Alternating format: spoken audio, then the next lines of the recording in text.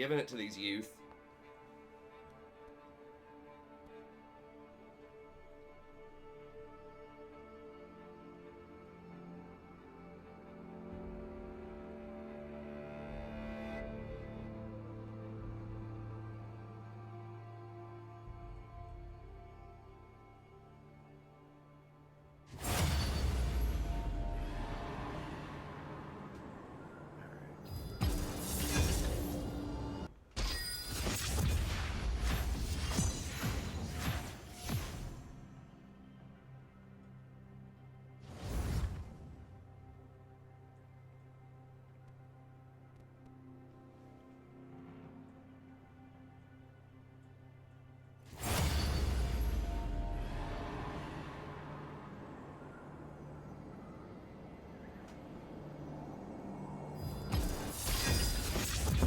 So I think we ended around like,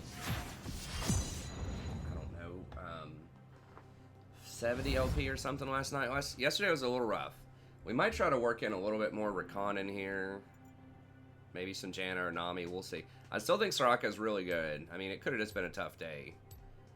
Though, like, if we need to engage, the Righteous Glory Recon is feeling pretty good.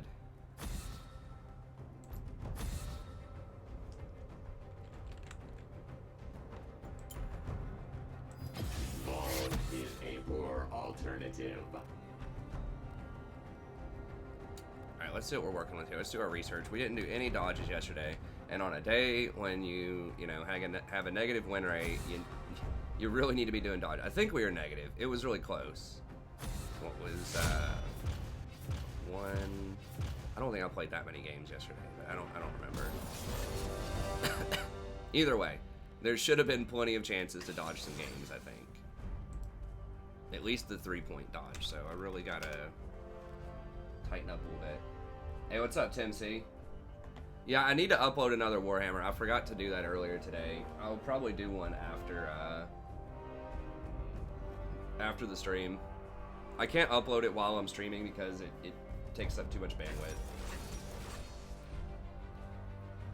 I do have several more episodes of the Empire campaign, and then I pre-recorded a Vampire Counts campaign also before they were releasing that DLC. So I'm gonna have to just release that.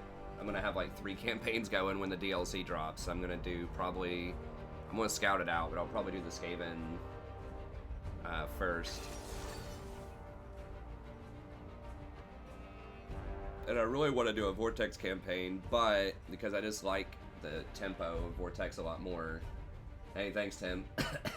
But the new start position in Darklands, you know, we got to go with that on Mortal Empires with the Skaven, so...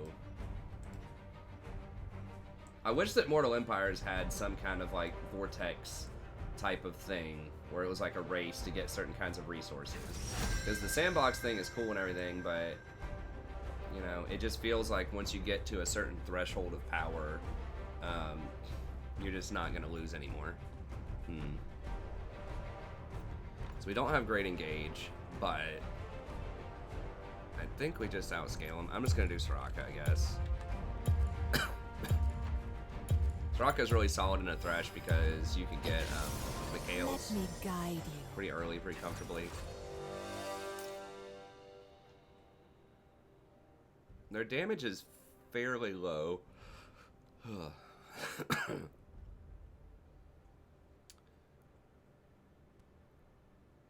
think we almost definitely have late game. Hey, thanks, Scuba Gat. I appreciate it. Thanks, Sadie.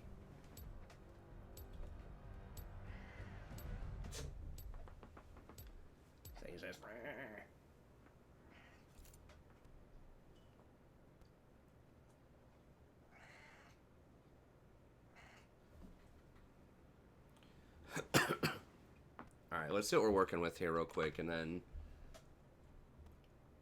What's up, W2G?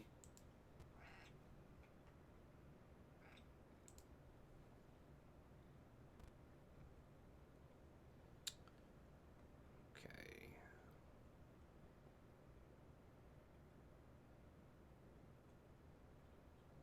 We should be in pretty good shape. Got a spooky diamond player.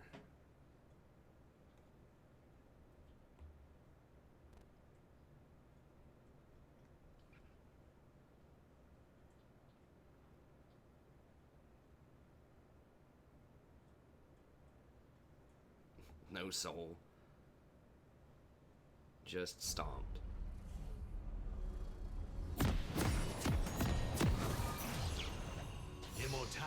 Yeah, DLC is gonna be cool. Looks fun. Honestly, haven't looked too much into it. Hey, what's up, little dot? Good to see you again.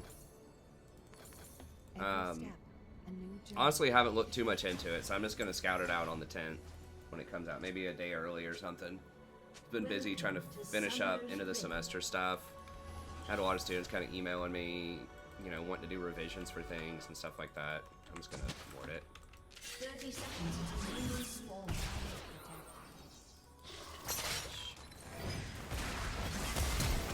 I shouldn't have even thrown the Q. I should have just, like, there's no point in me throwing that Q because I could have gotten out anyways.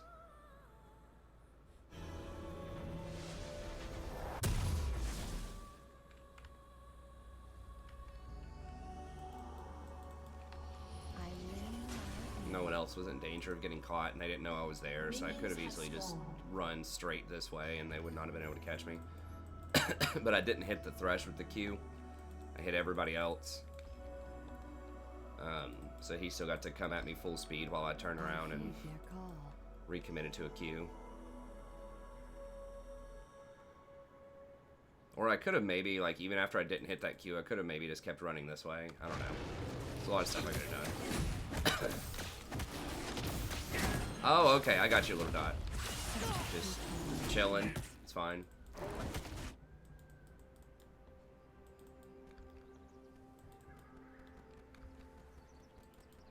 I don't play Thresh. Thresh tilts me.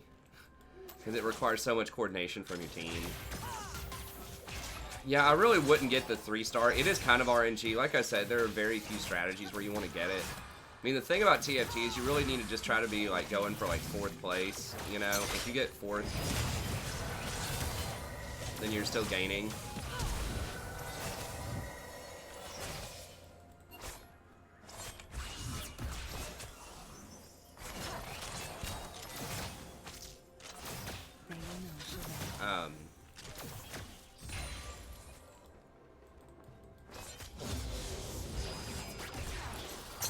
No freaking way.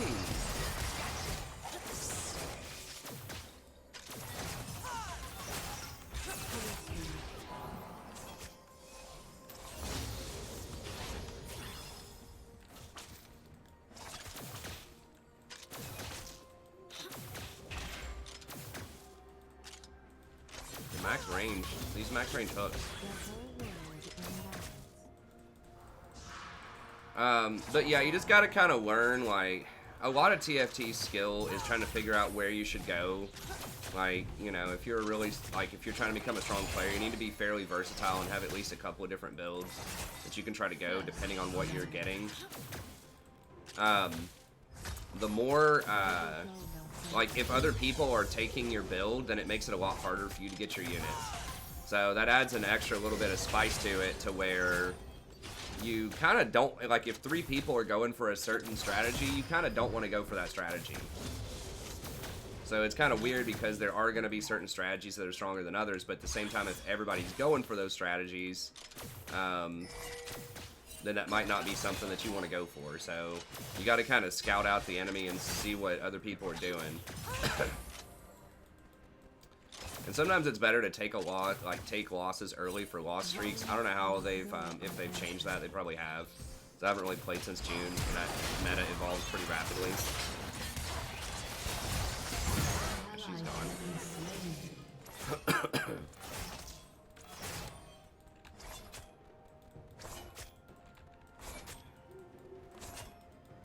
Yeah, I don't like Manami and Kaisa.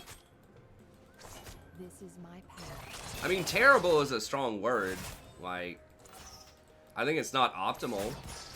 Like, if I think of the word, like, terrible, you know, I'm thinking, like, Master Yi ADC or something, you know? Like, I mean, it is what it is. Like, it is what I've described it is, which is where you have a much, much weaker laning phase, but you have a pretty good, like, once you complete both items, Gensu's and Manamune, and get the Manamune fully charged, so you come online at, like, 2.5 items, then it's pretty good. It's just, like, can you get away with that in the early game or not? So it kind of depends on your lane, like, what's going on. But in general... Yeah, Manamune does put, yeah, exactly as you described. Yep, that's exactly right. So in this meta, that seems like it's pretty early game focused. I would argue this meta is a little bit less early game than it has been at the end of the season because junglers are a lot weaker early on.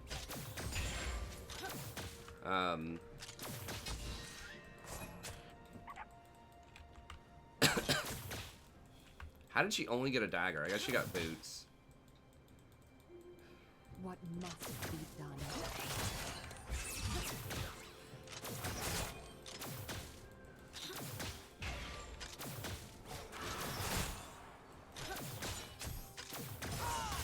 Dude. Use an ability to stop me from getting my stacks.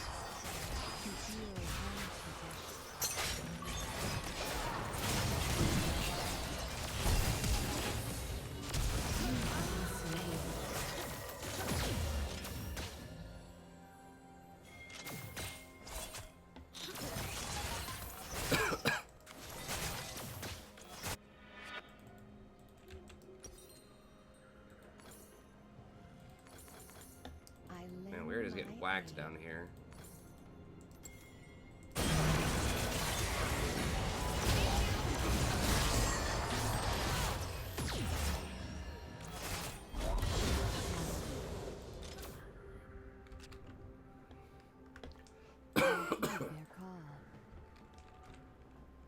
What's up, Mish? What's up, Ivan?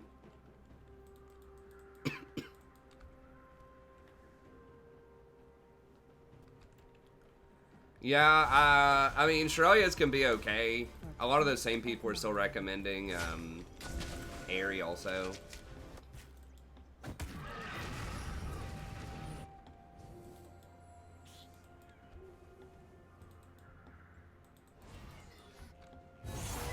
Something. Hey, what's up, Mateo? I mean, Athene's is good. I still think that Mikhail's is really underrepresented, especially against a lot of the popular champs like Leona, Nautilus, Thresh. Hey, what's up, Tom? Yeah. Yeah, there's a lot of people that are over 30 that come hang out with us on stream. I don't know where Thresh is. He could be in that bush. I doubt it. So I really wanted to get that cannon, but I just don't know where he is. I mean, obviously he's not there. He would have tried to come out. But I don't know where he is. Okay,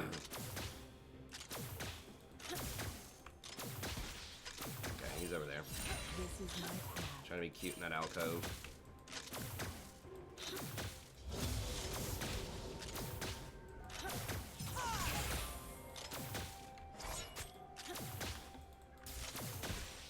I mean, they're doing what they need to do early. We're still up in CS, though, but, you know, Thresh has to make a lot of plays and come up big in the laning phase.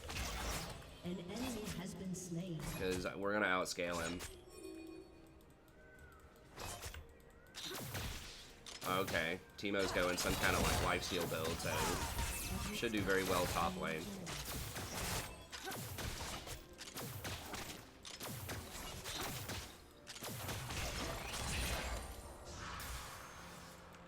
We're definitely really far behind on stacks, but Kai'Sa keeps taking some of them, and we're getting pressured. But I mean, we don't have to do anything heroic down here. Like, Kassadin's gonna outscale Vel'Koz, who got a tier. Kassadin's already got his rod from that shutdown, and Vlad's gonna outscale Teemo, so we just have to, like, not die a lot, and it'll be fine. Yeah, Zaya's gotta pay the Executioner's tax.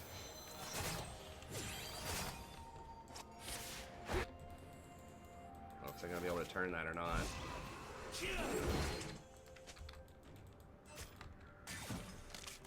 Maybe. They might have been able to kill the Teemo. It's going to be dicey, though. If Lee hit that Q.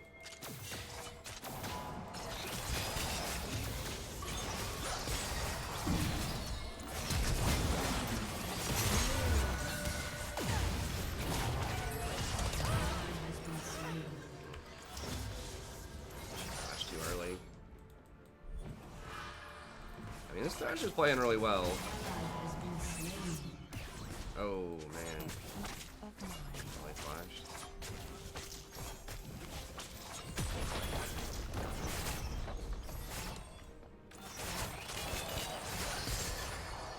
I guess thank God Zaya is missing like all over CS. I don't know how we're even close on CS right now with him.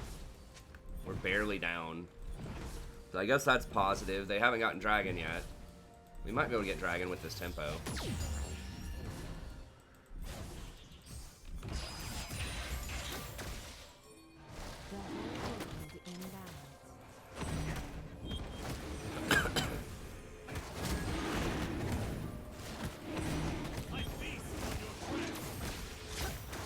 Spell cause is pushed. Okay. So we just gotta quit dying. But everything else is like okay on the map. What's up, Patrick?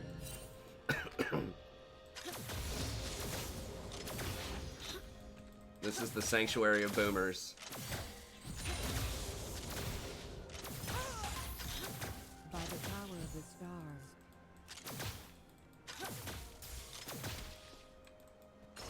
I think Teemo has a lot of potential in his like I like the theme of Teemo. I just think a lot of people build him wrong and his numbers are just like a little on the weak side. Like he needs a readjustment. They were thinking of bit like they were teasing reworking him earlier in the year for a long time. Okay, there he is.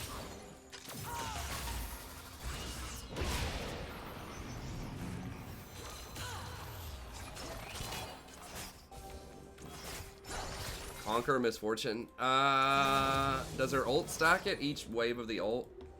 Or her E? If those don't stack it really well, then I think most people do PTA, but that doesn't mean that it's necessarily always right.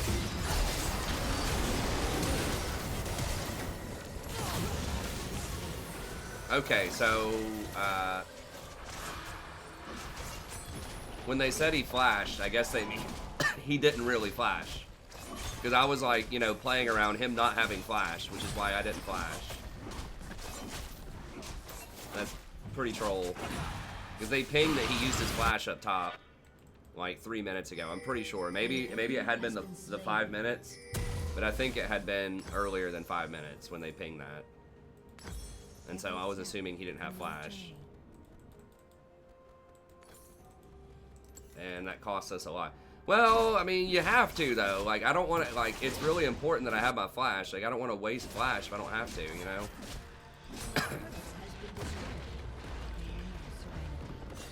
Your team has destroyed a turret. Yeah, I guess at least they can't, do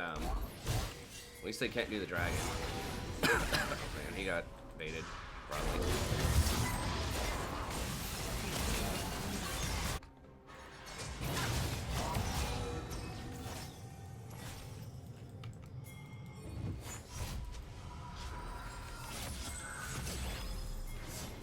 Turret plating will soon fall. She still has that?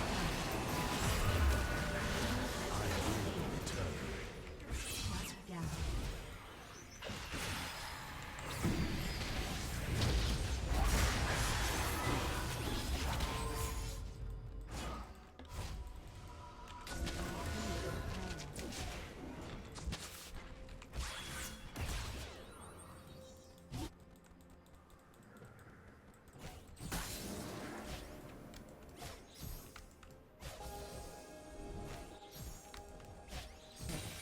Of mine.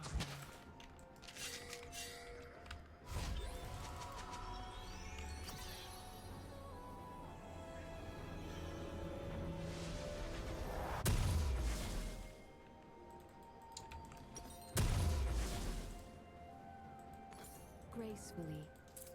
I need another control ward. They're going to clear that out, probably. We're still in alright shape. I mean, it sucks losing lane. You know, I hate dying, but we have enough carries on our team, I think, that are doing alright. Teemo's winning CS, but he's gonna fall off later. Kassadin's always just like a race to level 16. If he gets to 16, especially with a fully sacked rod with me healing him, it's gonna be difficult. They did get an Executioner's pretty quickly.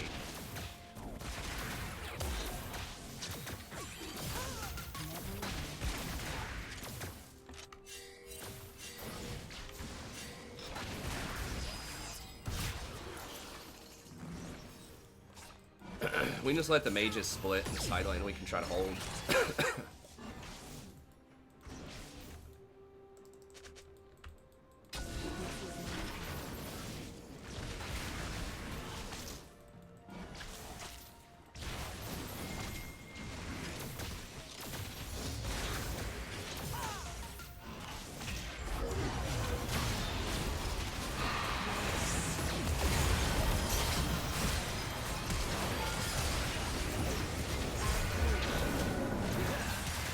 Wow, he didn't die? For real, though? Oh, nice. Vel'Koz, corner pocket. I don't know about taking that Q. The kick was nice, though.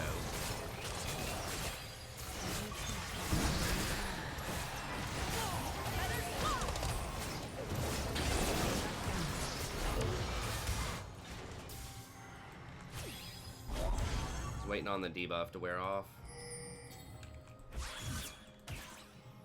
That was bad. The Lee overcommitted. Now, Lee does fall off really hard late game, notoriously.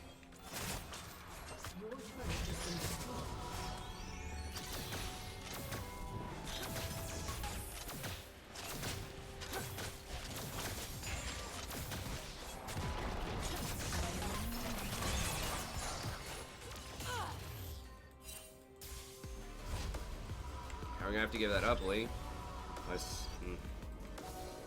Seems, yeah, it's gone. I mean, that's the price you pay for trying to Q dive with no, like, E target to get back out immediately. I mean, it was just so greedy. We could have just pushed tower. I don't know. Kai'Sa's pretty terrible at sieging. She has such short range. I heed their call.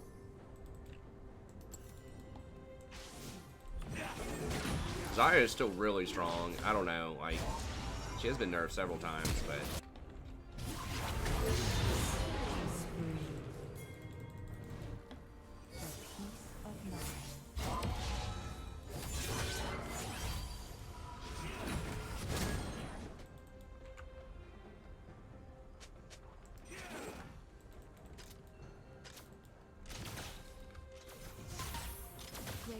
Vladimir feeding again.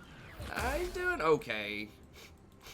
Yeah, that was not amazing, but wasn't the worst thing in the world.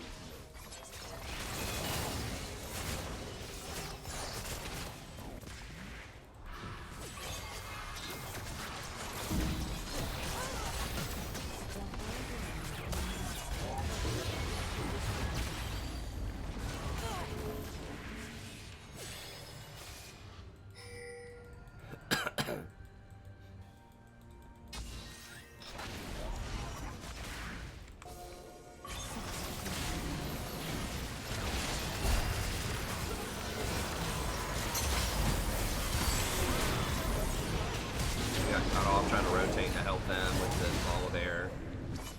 You gonna burn out? No. Not gonna get away.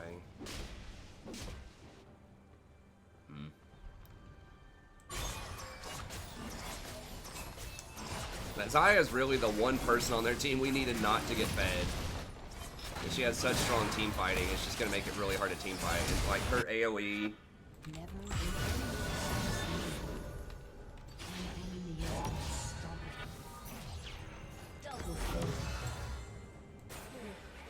Her AoE, like, applies the healing debuff to everybody so well.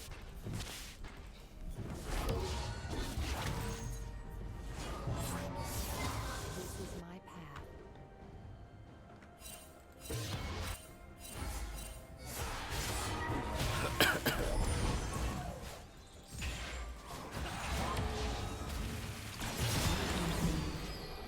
Oh, I didn't even notice the team.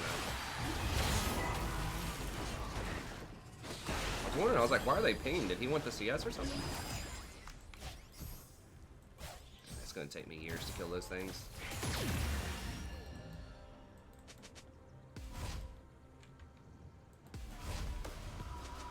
Every step on your journey.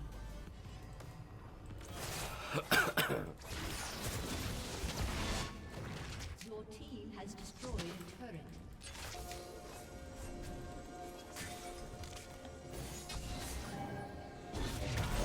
To heal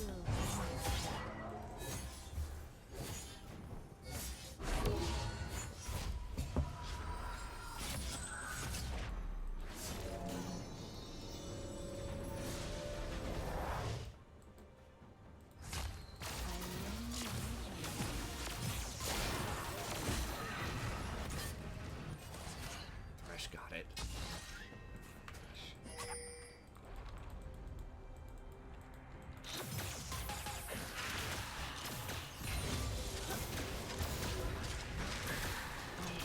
Volibear is going to start to become an issue if we don't get grievous wounds.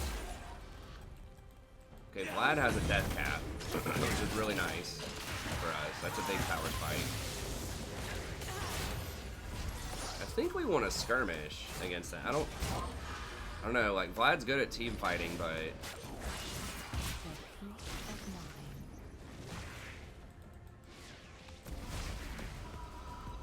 we don't really have a, like, Volibear is going to take a while to cut through.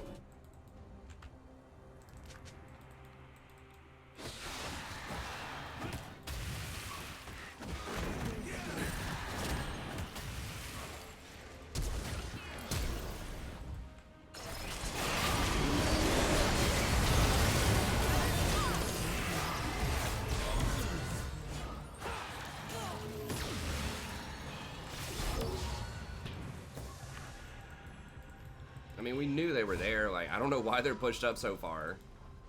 The whole world in balance.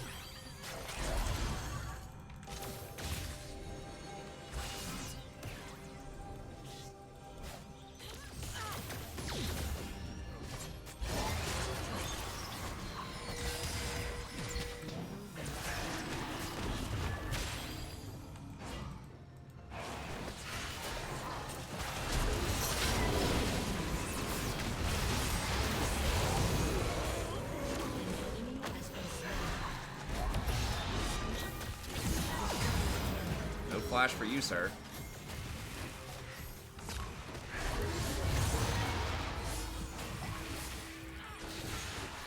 Yeah, I mean, just grab the dragon real quick. I think we have time for both. I can heal people up. This is my path.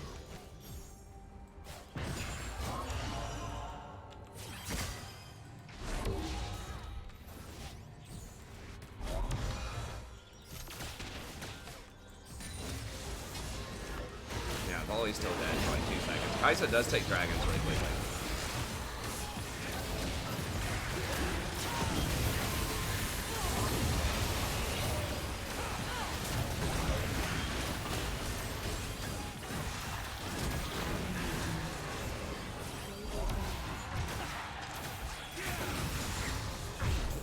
Got it.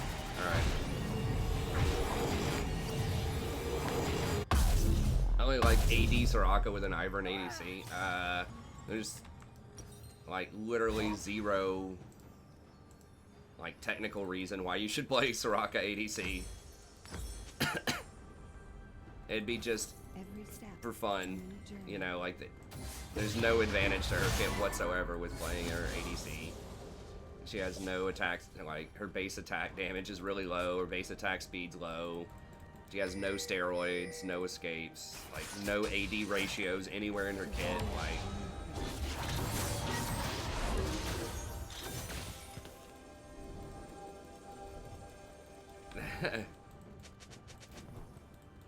I mean, I guess the only reason is if you just think Soraka in general is strong and you just build her with typical Soraka items and you just play her as ADC in the bot lane.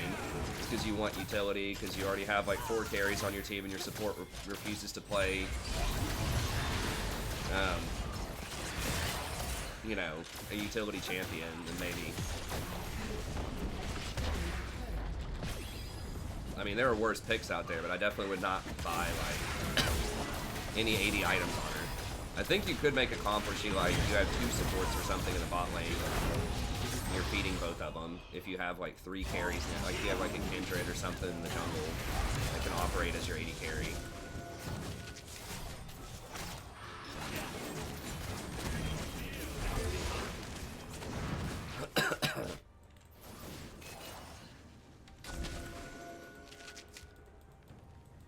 Gracefully.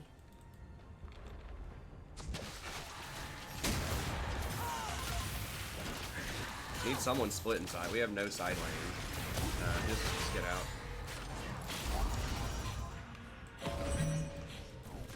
The whole world in balance. We're not getting through Vel'Koz. Okay, Rage Blade's a big pickup.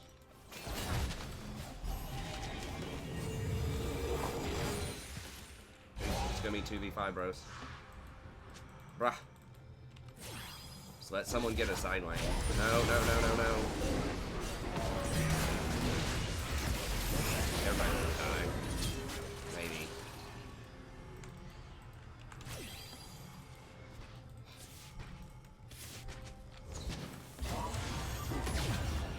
This is my I mean, Soraka, oh god.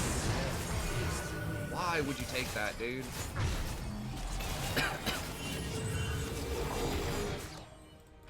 The Lee Syndrome is strong, man. Wait, Frozen Heart?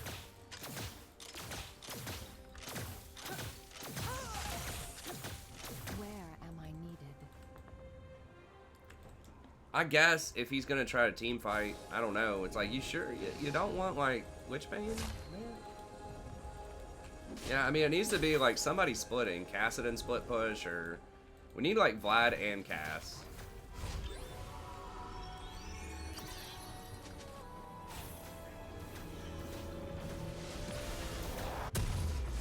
I really don't like comps where you have to, Every step, a new like, journey. 1-3-1 comps. They're just too hard to execute, but that's what we need to do right now. We just have no side lane pressure, and we just can't push. Because, like, Kai'Sa's pretty bad later on at sieging, 'cause she has such short range. Like, everybody on our team is bad at sieging, so we're just not going to get through Vel'Koz. Even with Baron buff, like, with Teemo and Vel'Koz wave clearing, we're just not going to get through it. Yeah, help me push this up, man, so we get priority. And we can force him to fight at Dragon.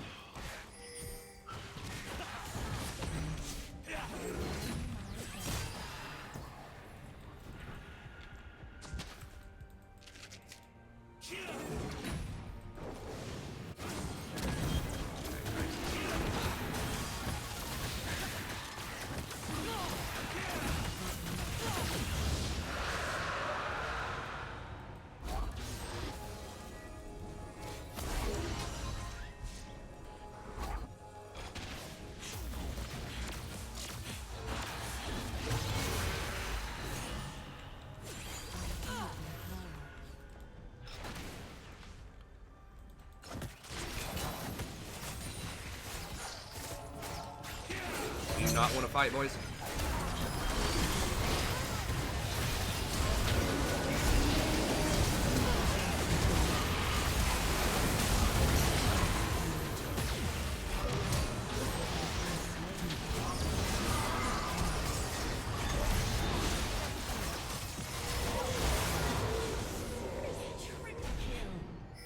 Alright, Kassadin.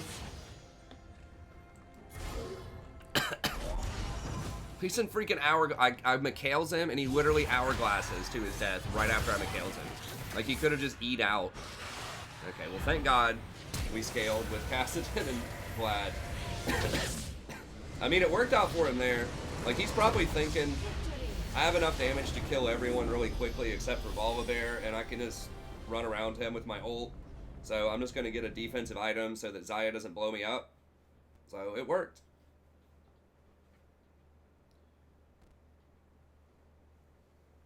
No, you don't want Sanguine. I mean, it depends on how you want to play him. Like, he was obviously positioning for, like, a team fight.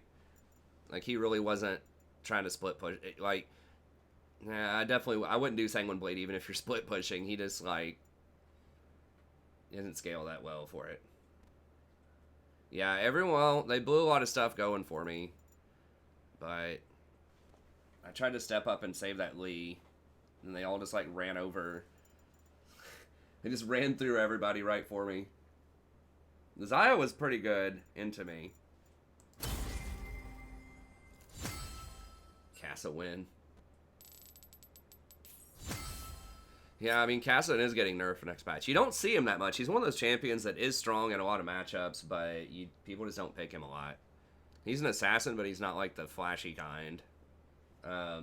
His early game's not, like, amazing, but he did get that kill on the, he got the shutdown on Zaya early on, which allowed him to get that rod going really early. Who's going to win the UK election on Thursday? I don't know. I mean, I have no clue. I don't have a sense of what's going on over there. Obviously, there's a lot of, like, it's very divisive from what I gather. Country seems to be close to split on half on, like, major, like, the Brexit and stuff like that, but I really don't know.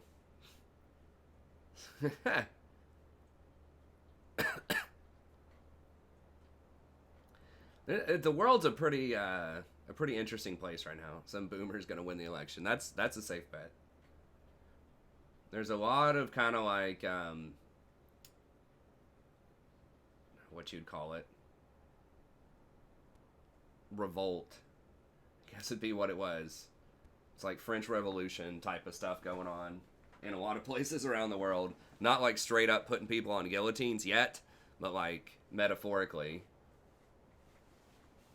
But I don't know the candidates that well at all, and it really doesn't even matter which one's the best candidate. It's like, it's all about rhetoric and how well you can pander to the, desires of however you win. I mean, a big part about, like, the American political system and just the way that it's structured is because of the Electoral College. Like, popular vote for the last, there have been several elections where the popular vote did not decide it, which seems kind of undemocratic. But a lot of that reason is just because there are, like, when they made those delegates or whatever, like places like California and New York weren't as large. New York was still pretty large, but California specifically is a massive, massive place right now. I think I read somewhere it's like a top 5 economy in the world or something, like just California, if it like seceded and became its own country. So it's like huge influence, huge money, huge population for the most part, and it's not reflected in the Electoral College. So really, like, what it comes down to is there are like maybe like 5 states that actually matter in most elections, and everyone else just, kind of has their vote. But that's how the popular vote gets won, is because there's a hell of a lot of people in California that basically don't get represented because they don't have enough delegates to reflect their population. Well, yeah, I mean, they try to balance the Senate and the House. House is supposed to be based on population, and Senate is supposed to be, I don't know why they have both, but it's just supposed to be regional. I mean, the main reason for that is just so that, like, people that live in really rural places like South and North Dakota don't feel like they're completely getting run over by the city folk, when they designed it back in the day. They didn't want everyone that didn't live in New York to feel like they didn't have a say. Especially, like, they wanted to encourage people to expand out on the Pioneer, or on, they wanted people to expand and feel comfortable, like, working in a rural area. So that's why they kind of have the Senate to balance out geography with population in the House. So, I mean, that kind of makes sense. But the Electoral College itself in an election in, like, 2020 seems pretty dumb, in my opinion. I think it should just be popular vote. Like, we have the technology to do that. But...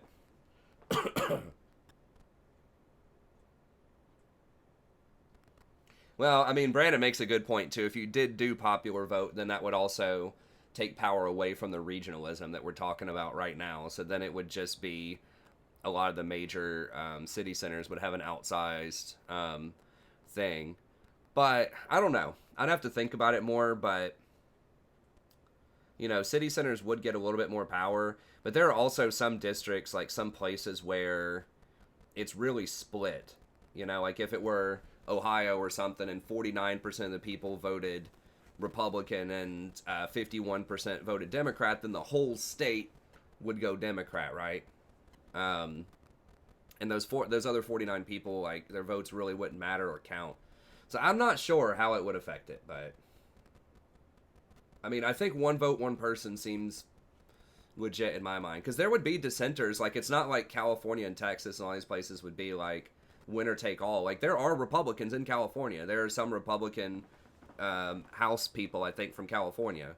So there are like Republicans in California. There are Republicans in New York. So I don't know. I just think fundamentally that like every vote should count. That's what I think. So.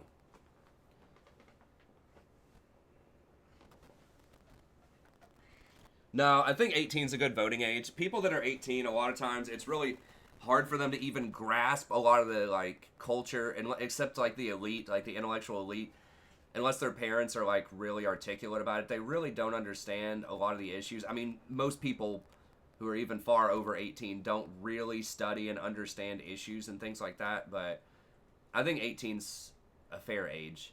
A lot of it has to do with brain development, which is why a lot of the things to do stuff are like 18, to be like drafted in the military, all of this stuff, because that's when you can start making better decisions. I think, I don't know a lot about the biochemistry, but I know that's like a huge part of it.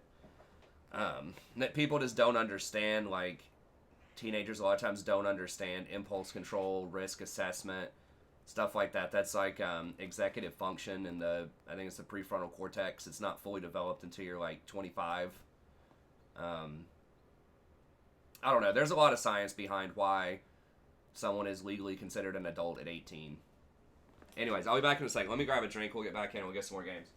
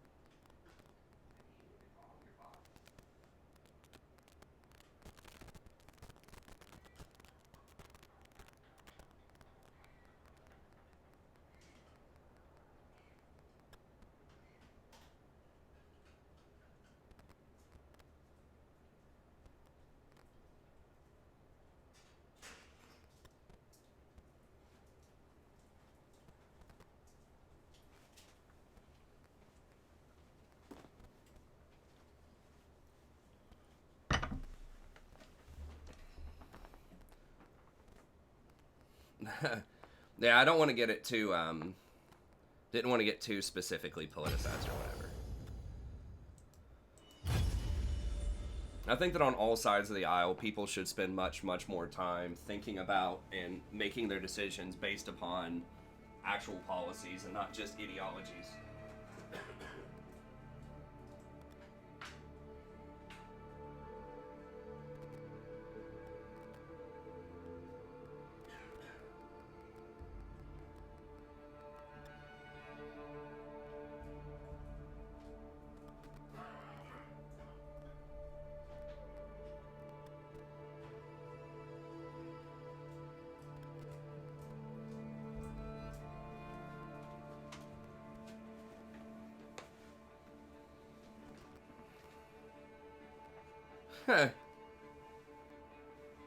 Yeah, Kubagat, sure. If you want to email me about,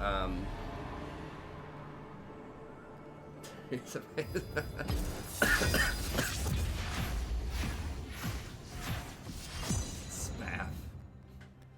Is that some UK slang? I've never heard that before. I would like to go visit the UK, man. I think I would like to go to Europe. Maybe I can do that when my daughter's a little older. We save up some money. We could go on a little Euro trip. My wife was over there for like an exchange, not an exchange program, like a study abroad thing in college.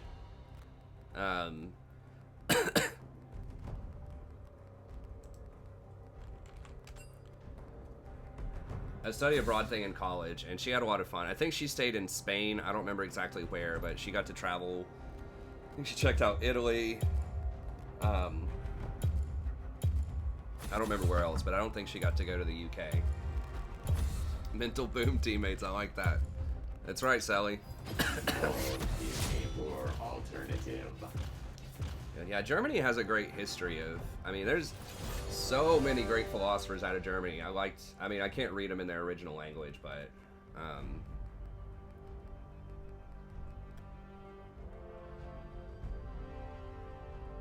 you know, back in the day when I was when I read a lot more philosophy, I was like, oh man, I really wish I could read this in German.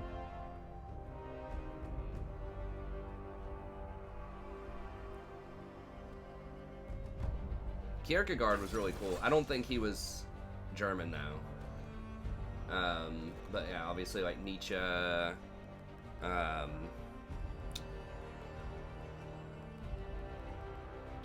I? Freaking blanking out. The early 19th century guy that set the foundation for a lot of later thinkers next to Hegel. I don't think I read a ton of Hegel. I was like familiar with like some of his broad concepts, but I didn't read a ton of him.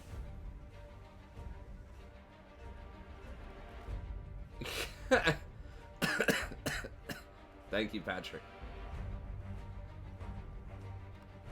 Hey, what's up, Corny? We are Platinum 2, 97 LP right now. Highest we've been in Season 9 was D4, like 100 LP, something like that. Yeah, Kierkegaard was Danish.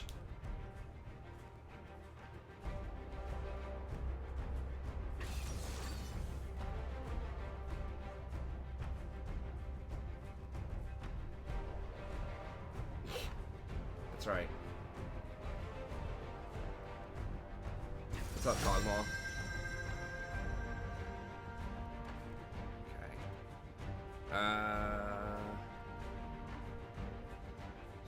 It's gonna be a lot of poke. I mean, I wish I could get more peel. Like, I could try something like Janna, but we're just gonna get run over. Let's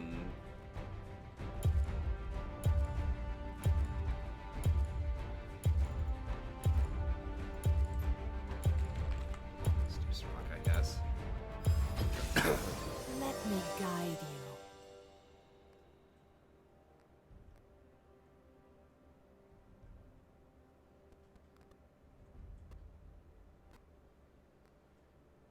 But I'm really out of touch with philosophy. I haven't really studied a lot of philosophy in a long time. Like, I still like remember general concepts, you know, from a lot of stuff, but as far as like very specific things from specific readings, you know, I just haven't done that in years. Let's not get too graphic, Chris.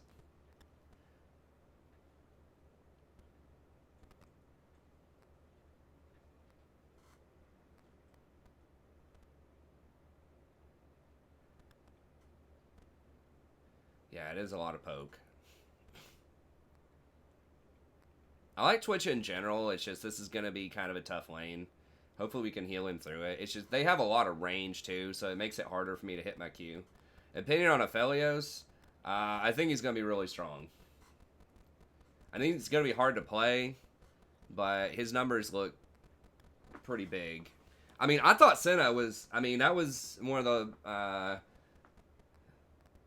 worst calls. I don't know, worse. I mean, it's hard to say, but like that was one that I definitely got wrong. I thought Senna was gonna be like too difficult for a lot of people to play correctly, to kind of learn a lot of her stuff, but she's just she came out. She's one of the highest winning, I think, release champs. Like in the first patch it was released, probably ever. I mean, I can't remember many other champions coming right out the gate on release. You know, pushing 55% ADC, or like in two different roles being 53+%. One of them 55, one of them 53. Like, that's pretty crazy, because a lot of people don't even, like, know how to play her correctly, and she's picked a ton. Balance. I'm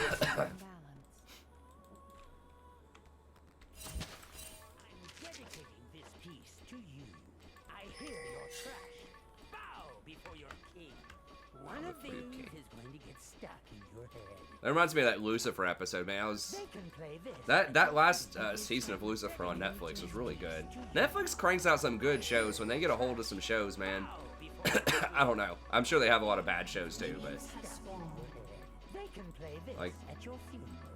I'm dedicating. yeah, I just, I mean, yeah, I think he's gonna be strong. Just the numbers on his kit look really good. He's not gonna be like super easy to play, I don't think, but I think it's just complicated to understand what he's doing. But like once you actually start playing him, I think maybe it won't take that long. By the power of the stars. I mean, I think you're right that the same types of mistakes get made in all ELO brackets, but they're just more extreme and like more often in lower ELO brackets. It's like even challengers, you know, will make macro mistakes. They'll get hit by skill shots and blown up, you know, level 1. It's just a little bit of everything. Like there's not like one magic thing. Platinum people just like play better around certain trades. People just rotate the stuff faster. Reveal the balance effect.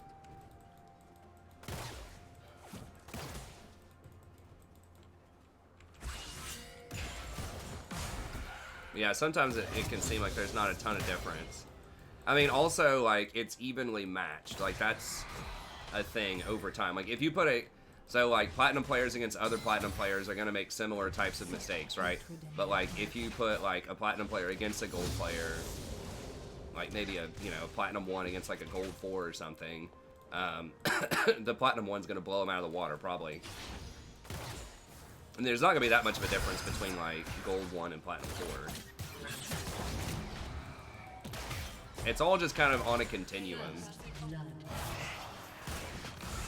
Whoa, she ran forward? Holy... I thought she was going to run back after she missed. Okay. Real aggro.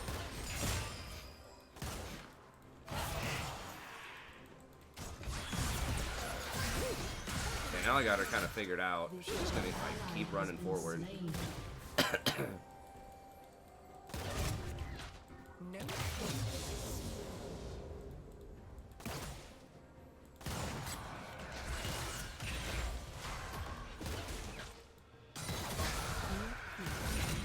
I see.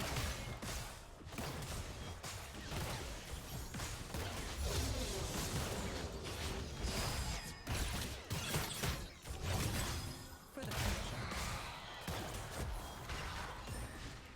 I'll heed their call. We can punish her. I mean, we did punish her.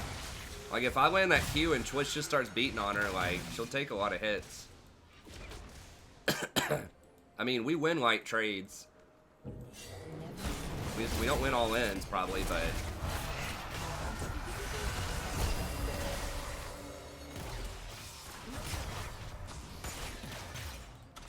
She's gonna have to flash. I think her Twitch is gonna kill her. I probably should have committed a bit harder.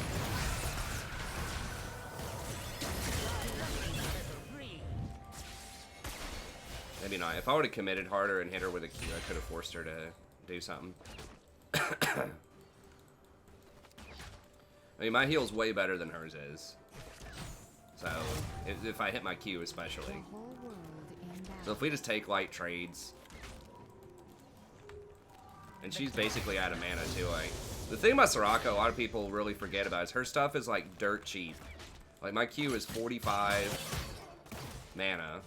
And it's on like a, you know, Every step. 7-second cooldown in the early game.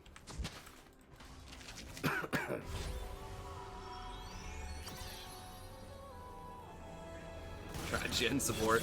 I mean, you can try. An ally has been slain. Peace of mind. I'm unfortunately not going to be able to personally endorse that, but...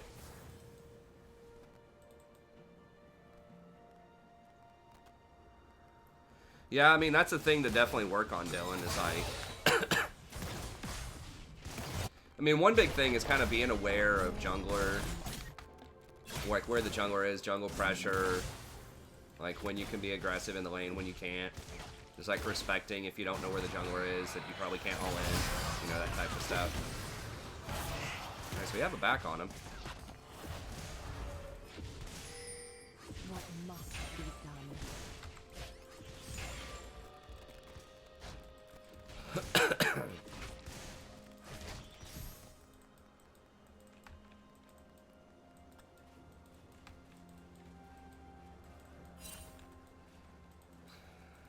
An ally has been slain. I hear your Has been slain.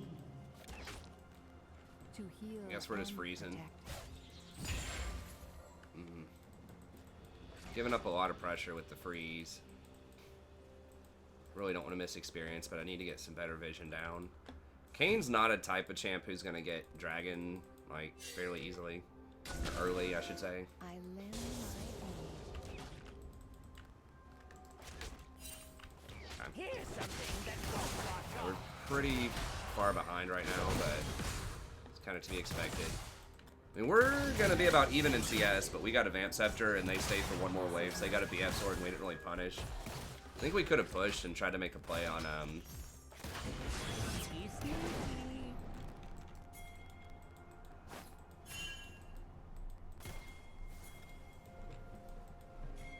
see if I can get hit.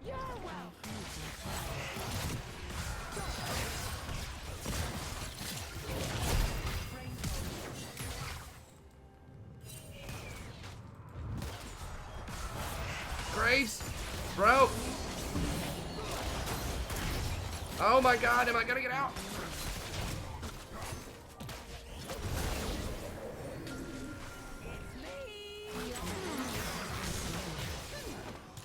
That was weird as hell.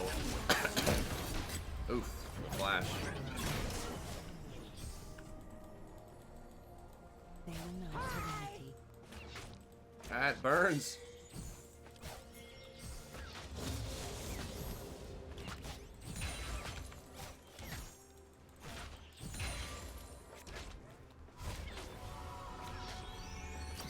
The bait master is back.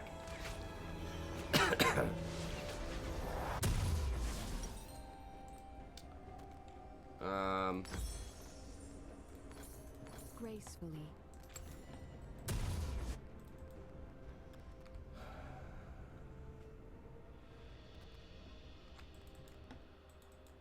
Yeah, he just walked right into my root. Alright, Twitch got 2 kills off that, which is great. The whole world in He needs to back, though, so we can get Bilge Water. Uh-oh. Uh-oh! Ally has been slain. Yeah, I wouldn't try to... I wouldn't try to all-in Heimer if he has Flash, if you're Darius.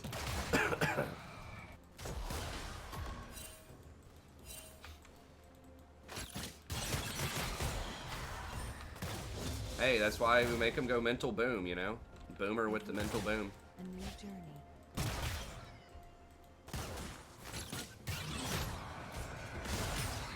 Yeah.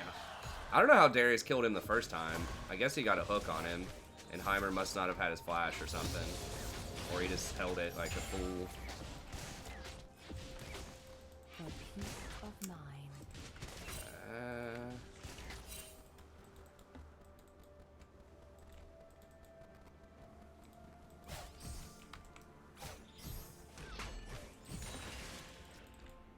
They could be rotating on me. Where am I needed? An enemy has been Okay, slain. nice. About to say, oh, I'm gonna be sad if I don't get anything off of that. The Ori, though, the Ori was kind of in trouble too. It was like both lanes were fighting at the same time, so I don't know where they went. Did they clear golems or something? They were gone for a long time.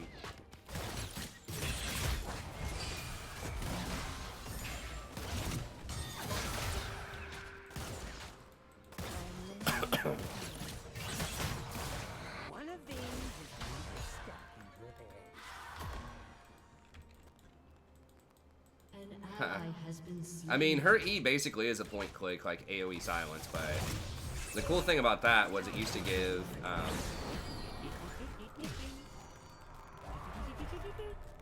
it used to give mana back to people, the mana battery thing. I thought that was a cool idea. I was hiding. You could give health back and mana back. That would make, that like made her really unique from other I heed their things, call. but I guess it was difficult to balance around that.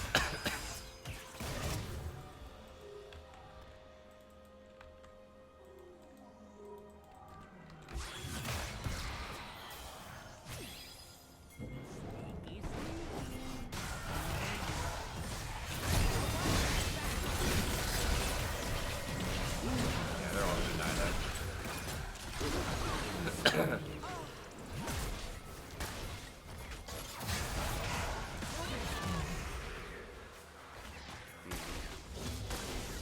So I did get blown up there, but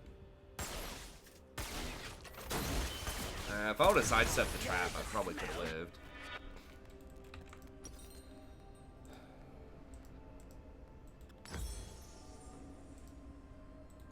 Gracefully.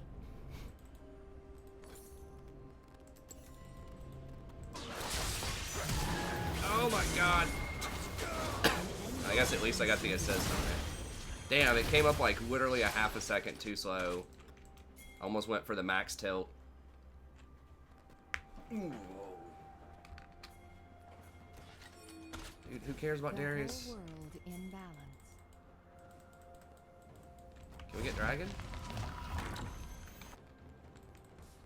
Dude, Kane's top. Can we get Dragon? No. It's like, let me go invade and grab this Gromp real quick. It's like, dude, just get the Dragon, man. Kane's top. Every step, a new journey. Oh, I guess he's got Rift. I guess.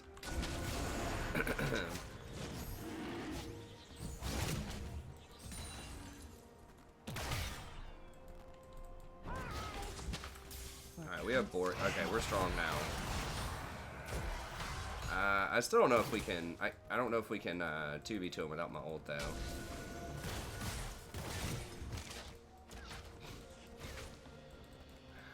I'm clearing out all my stuff. Where am I needed? I thought they swept it. I didn't know if they had the control word.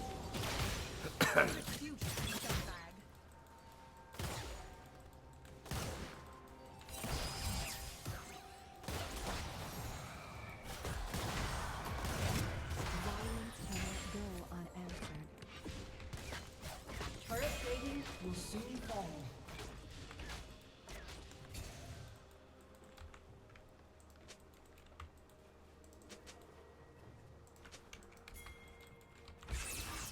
They will go no further.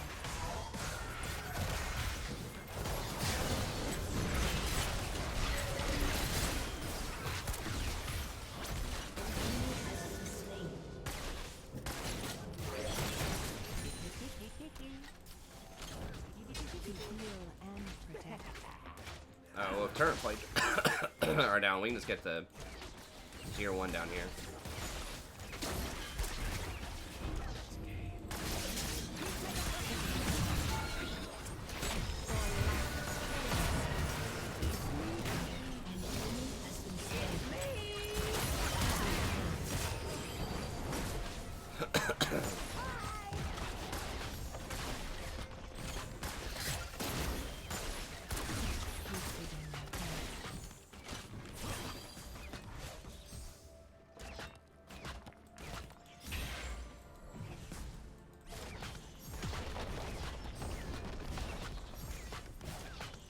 Your team has destroyed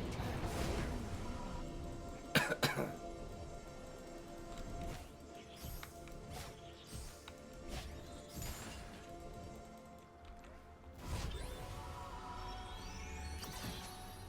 How is Varus? He's not that great. He's okay, I guess. I mean, I think that champions that need Blazer and King, outside of maybe Twitch, aren't really that great right now. I think that it's, you know, all about the Stormraiser, or at least crit users. I heed their call. Twitch is kind of a special case because like his kit is just so strong in general because of the invisibility and like the range and you know all of that stuff that he's just can kind of squeak in with almost anything. We really need to get like stuff. We're ahead, but we're not really pushing our advantage very well.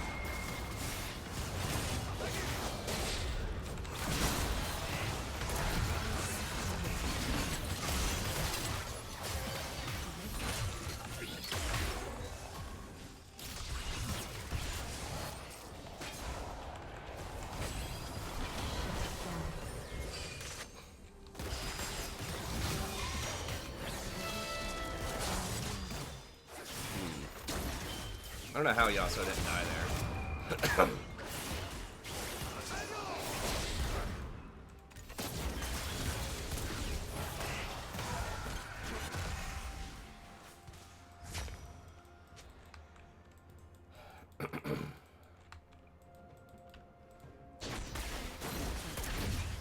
We should have gotten Rift or Dragon. They're gonna get something here.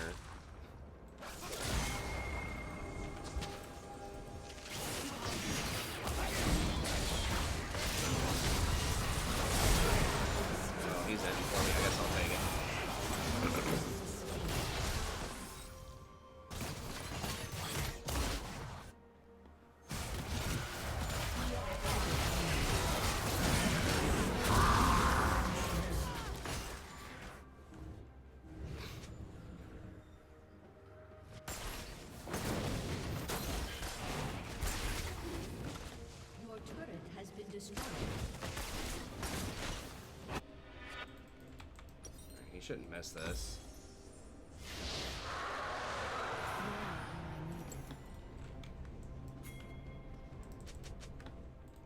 Your team has destroyed a turret. Alright, that was nice. Yeah, well, Cogmaw kind of comes and goes. Like, sometimes he has a good win rate, sometimes he doesn't. But yeah, I don't think Cog's that great right now. They really had to nerf Gensu, or they thought they had to nerf Gensu's because of Kaisa. Pretty much. And like the Blade Gensu builds are just like not that great right now, I don't think. Like Kaisa's the only one where she's like, ironically, she's still pretty good. It's like they should have just nerfed Kaisa directly instead of the item, because she was the only one. I mean, I guess Yi was a bit of a problem with the old Gensu's before the nerfs too.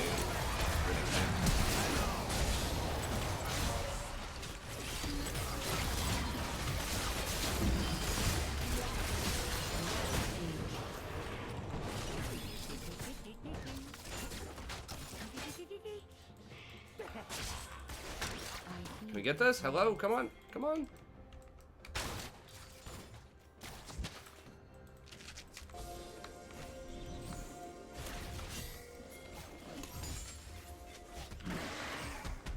I know you have a billion gold. Damn it. We're just really not doing a lot with our lead.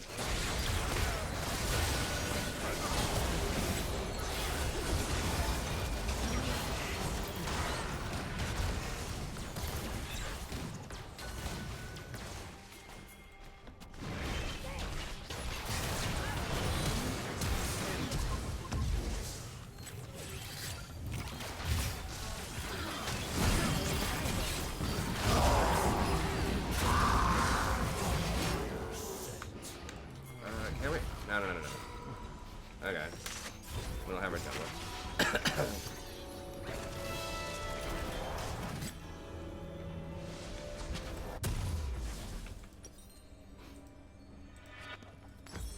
The whole world in balance.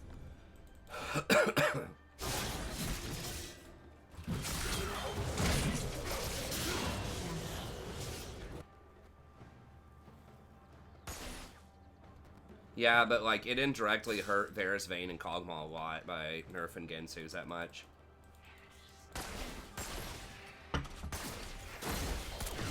They should just encourage Varus to build like the sniper build. That's the most fun. And that's what makes him most unique. So they should buff his Q, I think. And bring back Sniper Varus. I mean, it was kind of oppressive in Pro, but I didn't think it was like that bad elsewhere. Every step, a new journey. We just lower the cooldown on it or the mana cost or something. Maybe make it apply on hits or something like that. So it's better with mana immune. I don't know.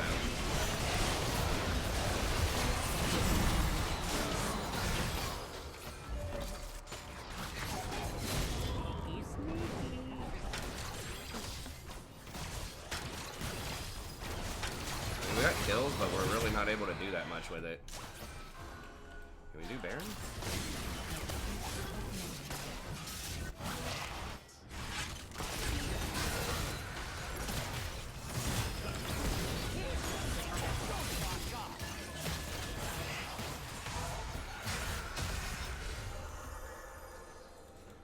Your team has destroyed a turret.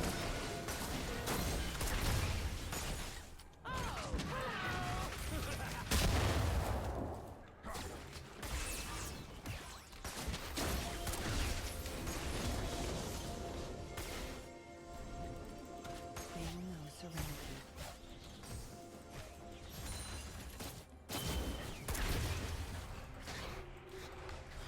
What was that? Oh, was that Grace's thing? I thought that was someone else down there, maybe. Heal and protect. Oh, he backed.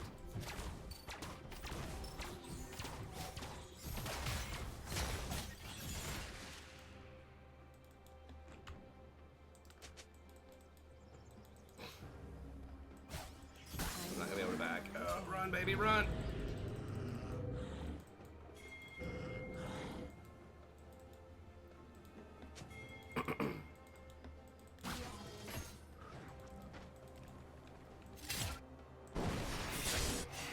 This is my path.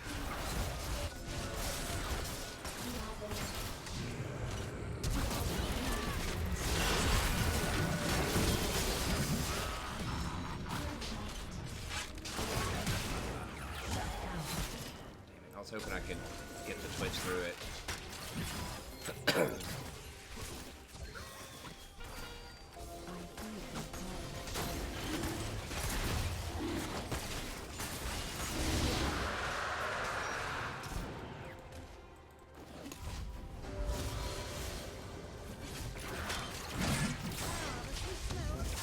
heed the call.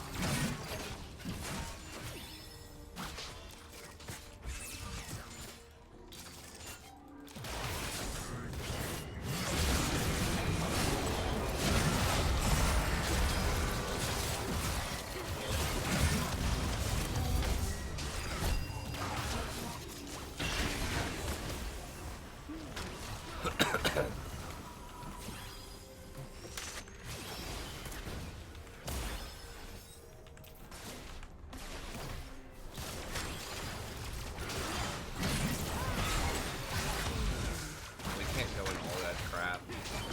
The dinger stuff, I don't think.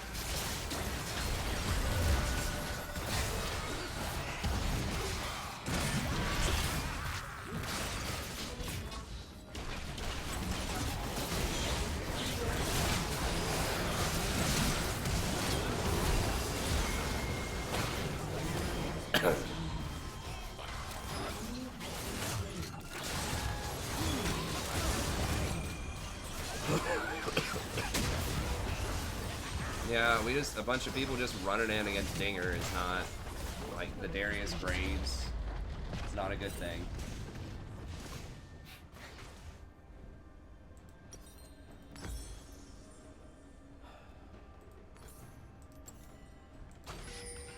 Yeah, I mean, they're gonna probably get it. The whole world in balance. I don't know who flashed after me. I think it was Yasuo.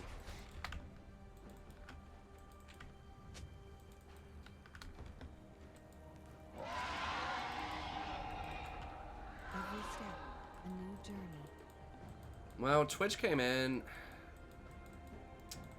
I don't know. Came in late, and we were like trying to chase that down. I don't know. We just don't have a good way to get on him. I wonder why more Dariuses don't go like Righteous Glory as like a third item or something. Cause like he already does so much damage.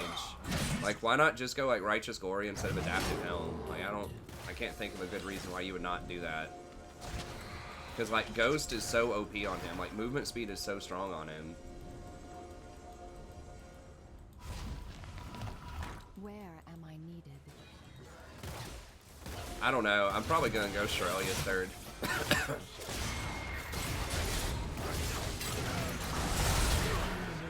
wasted flash.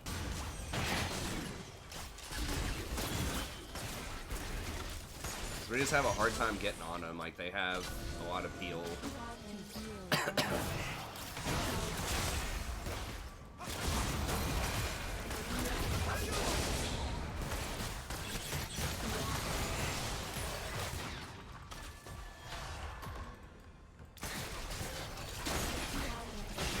Someone come over here and mark that.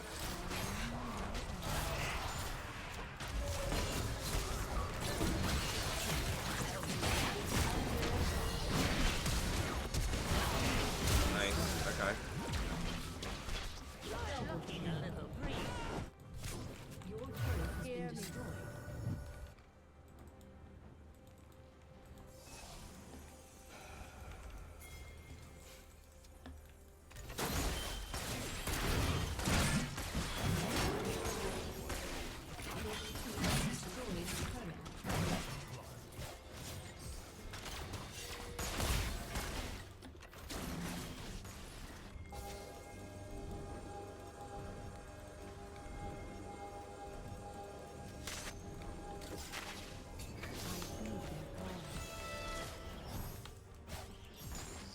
I mean, I would think like Trinity Righteous Glory on Darius.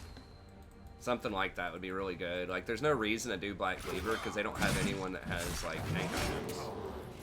Never waste a breath.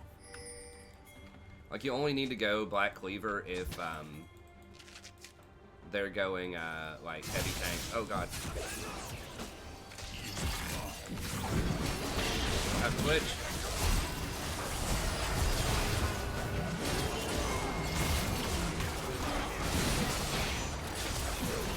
Did she already use her ult?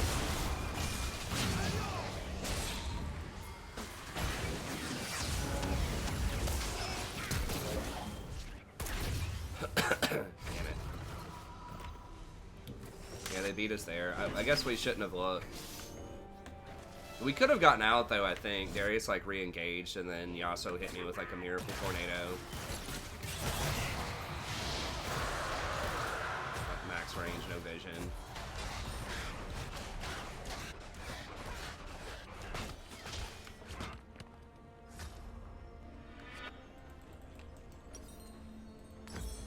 Gracefully.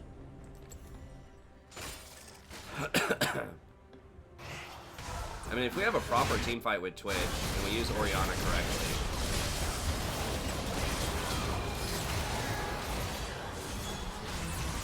How did they get blown up so much?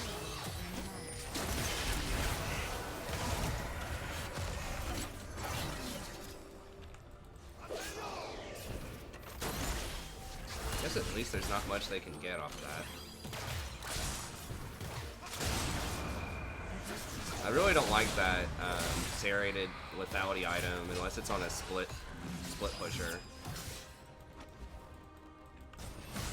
Don't like it on Graves. I'd much rather have the death stance. Like, we need him to be a little tankier.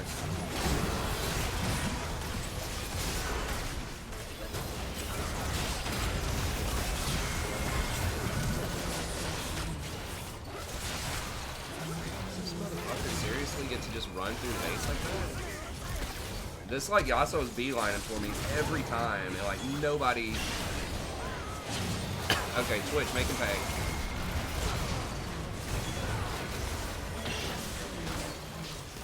Twitch finally kind of made him pay, but Your turret has been destroyed. God, somebody's got to shut this Yasuo down, man. Your inhibitor has been destroyed.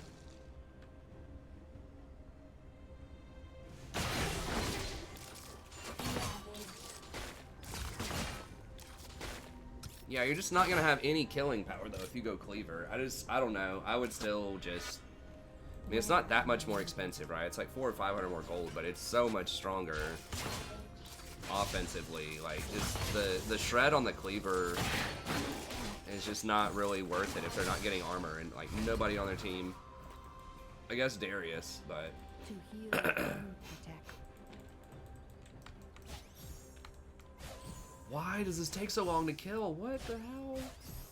He has like 1,000 health on this turret. I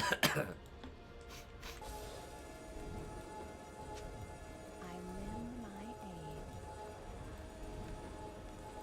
aid. 800 more gold.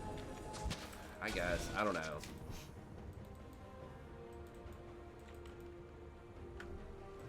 Either way, like, Righteous Glory should be in there somewhere so he can actually get on people, I think.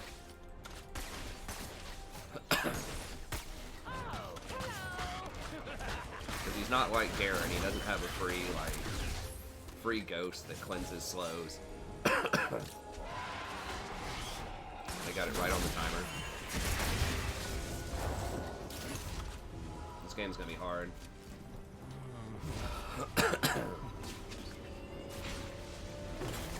I think I've got enough.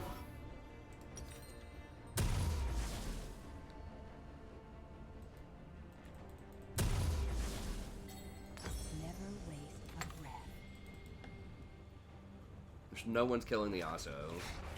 Even though I silence him pretty much every fight. And he's like the only one that can get to me and blow me up, really.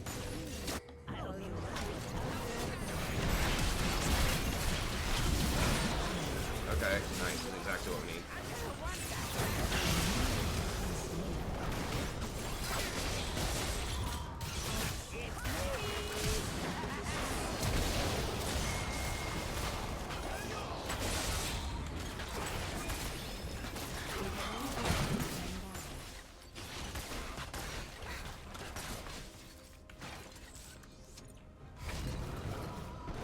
Yeah, let's get down here and get this.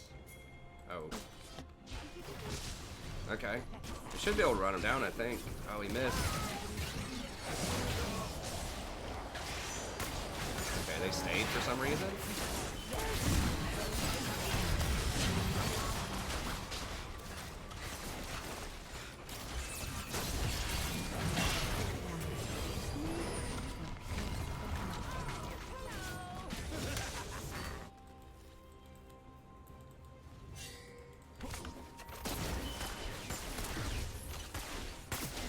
Gotta get at least one tower off of 3 people being dead. Yeah, Darius should be able to handle base.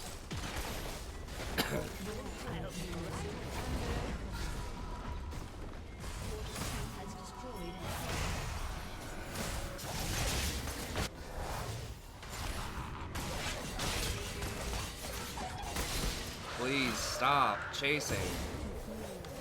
We're outnumbered. Okay, I don't even know who got the dragon for him, but... I mean, those dragon, like, the mountains don't matter that much because they don't have any, like, nobody stacking any resistances. I guess Aatrox, not Aatrox, Kane is sort of, kind of, but... Twitch had to flash in that last fight.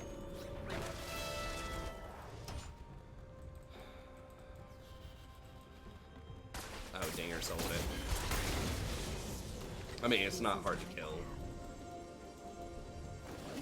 I was just hoping they would all be, like, rotating top to try to do something. We're not gonna have great news.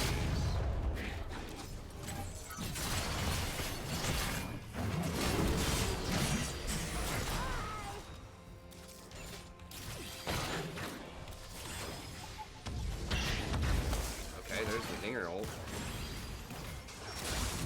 Anyone here?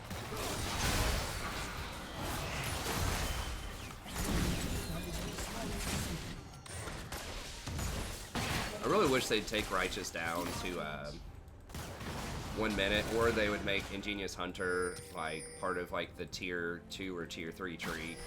break up some of the hunters that you could take in Genius, just or like rename it or something.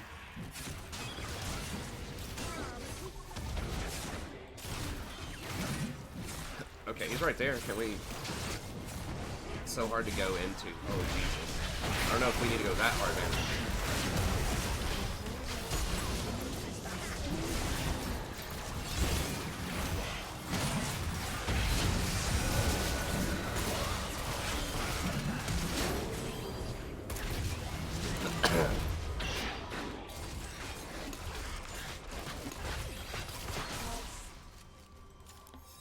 I'll be right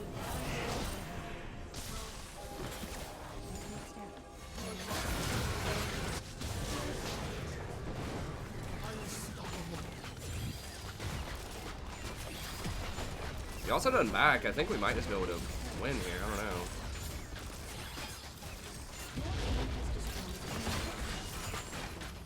Of mine.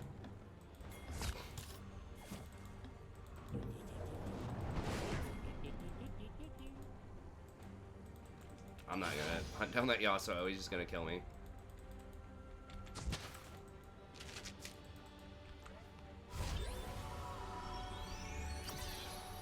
Yeah, they did nerf the Sterix Tri combo a long time ago, but I think it's still pretty good too.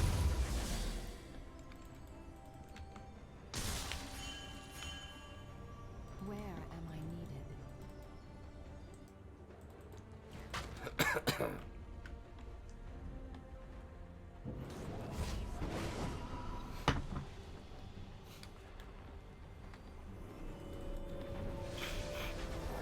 To heal and protect. God, Graves is gonna be late. Are they gonna get their third Baron?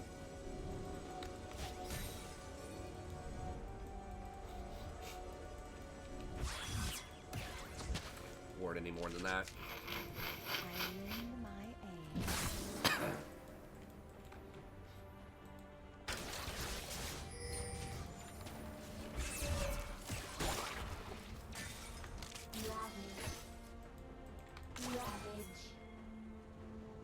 This is my path. Never waste.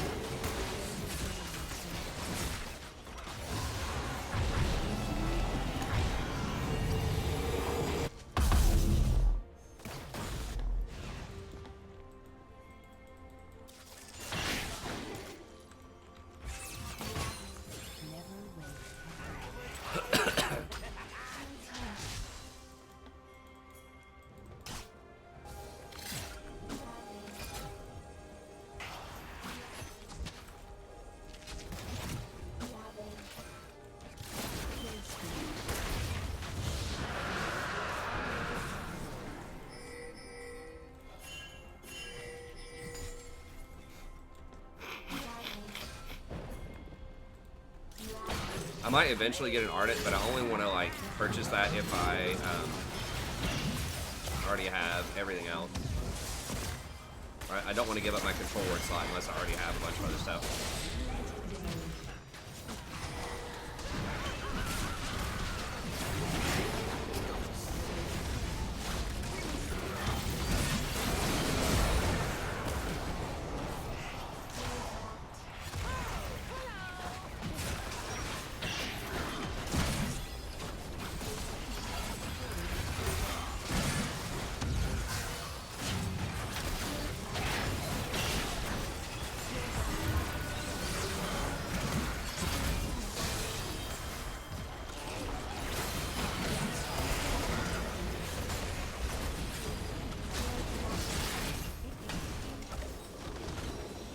Got him! Woo!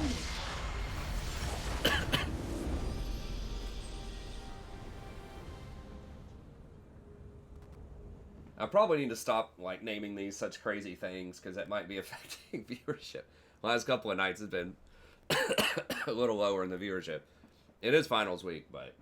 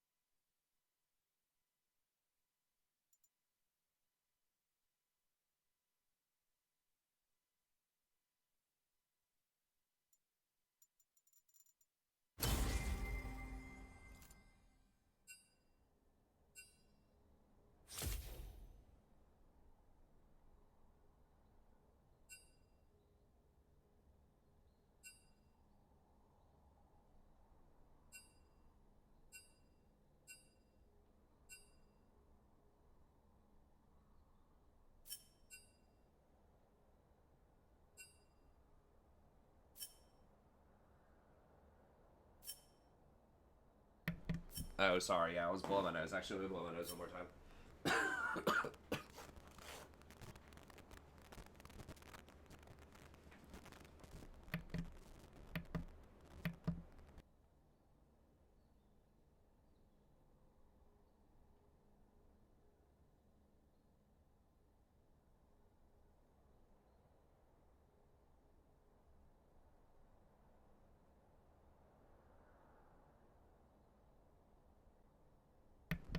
I mean, it could also be that I've just been sick for like a month or something, and people are just tired of hearing me cough all stream.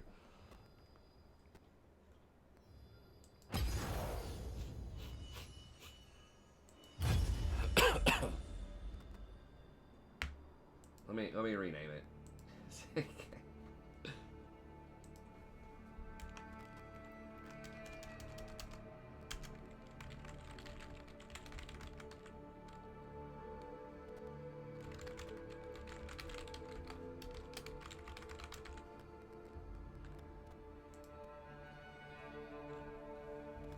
Let me just go ahead and name it Soraka, because Enchanters is probably not very searchable.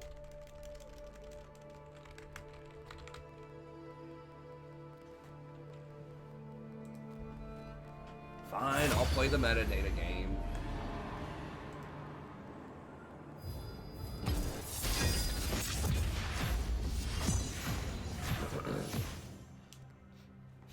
Now, my buddy texted me earlier, who's in town.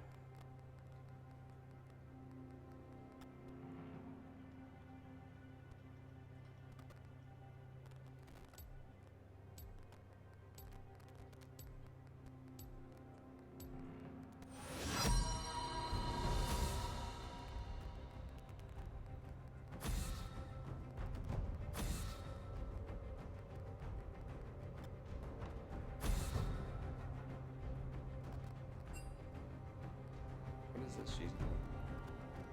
Oh, the cake.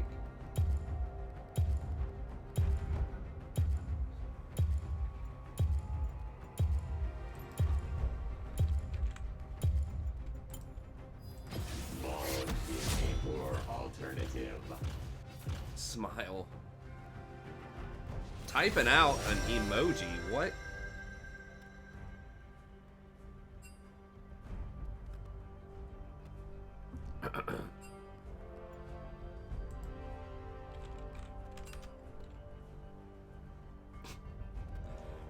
I do miss like just typing out random crap like in the games just to try to troll. Oh god, Vayne. Let me go. I think it was yesterday or the day before, whenever I was in promos before. Hey, thanks, Zimply. Oh. Wrong date. Okay, hold on, let me...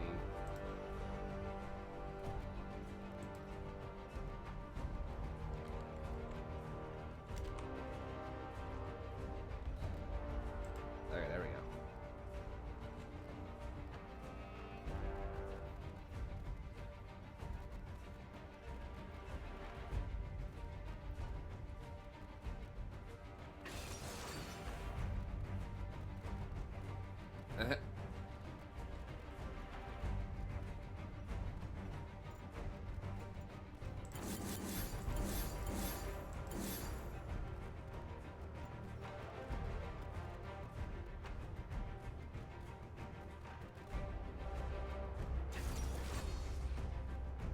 No, it hasn't switched over to midnight yet. That's correct. It should be labeled the 6th.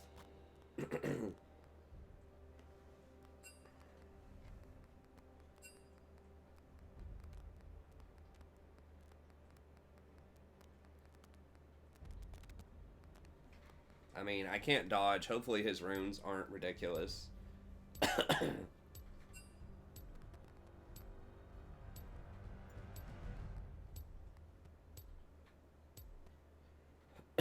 What is he against? Oh, he's against Camille.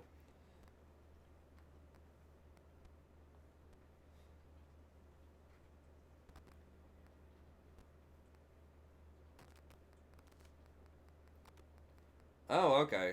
Cool. I didn't know it could do that. No, she got it changed. I guess she's just trolling.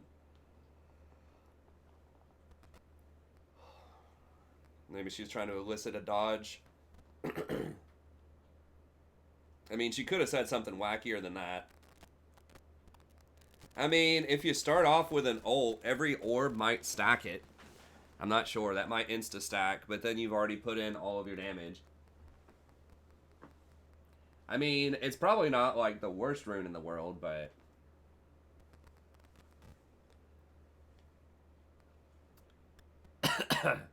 There's no way it's a D1 vein. That's got to be, like, a D4 vein. Just fine. I mean, if we get diamond people in these games, it's going to be, like, diamond people with really, really low MMR. Most of the time, like, either 0 OP or pretty close to 0 that have lost a lot of games. Yeah, a D4. Yeah.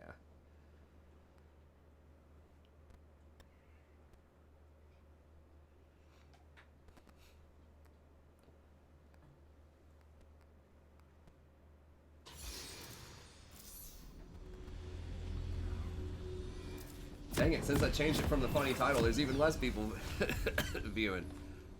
I don't know why there's been a drop off the last few days, but whatever, we just keep doing our thing. I need to put up some more guides and things like that. The whole world in balance.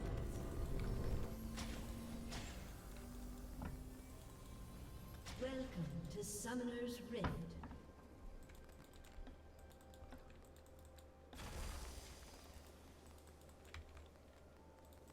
Seconds until minions spawn. Oh, that's true. If All Stars is still going on, I didn't think All Stars was still happening, and it's finals everywhere, and I'm sick. Yeah, that could be. I guess there's a lot of things working against me.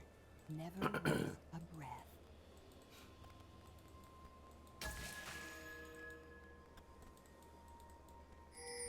Where is All Stars in Europe or something? Minions have spawned. Like, I guess maybe it's still, is it still, so like California time, I guess it would be almost 9 p.m. So I guess it's still going on.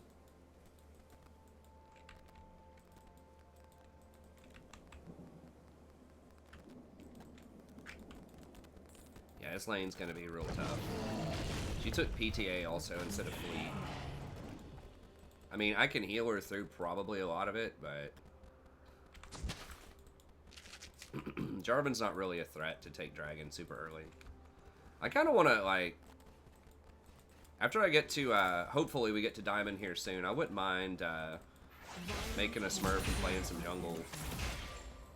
Try it out, or just like some other roles. I think it'd be fun to see if we could go Phil to Platinum or something in the preseason.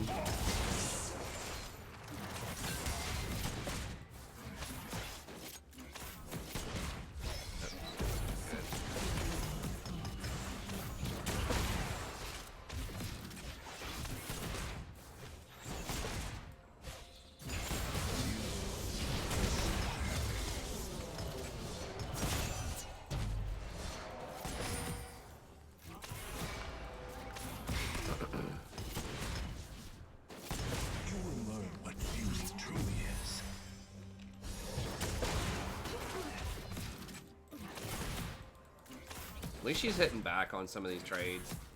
Like, she is posturing kind of aggressively to trade.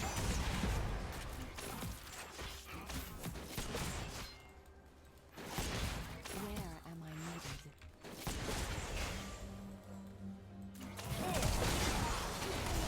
You have to flash.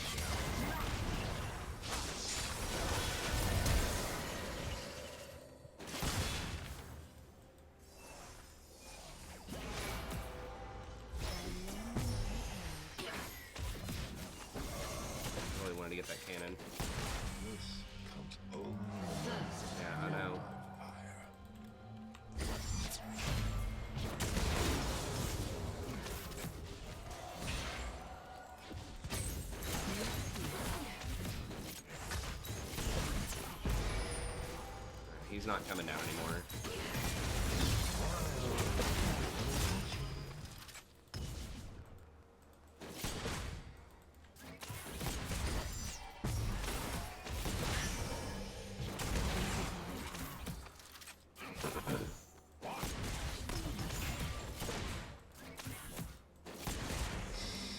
Breathe.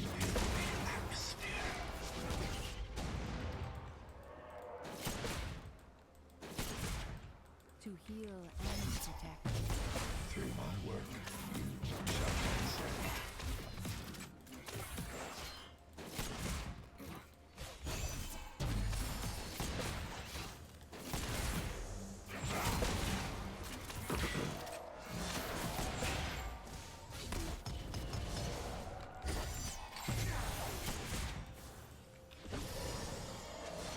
Gracefully.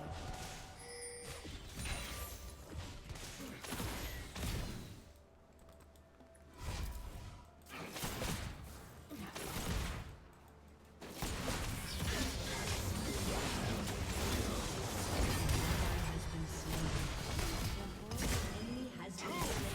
Okay. Oh, how did that not count? Oh, nice. Cled going off.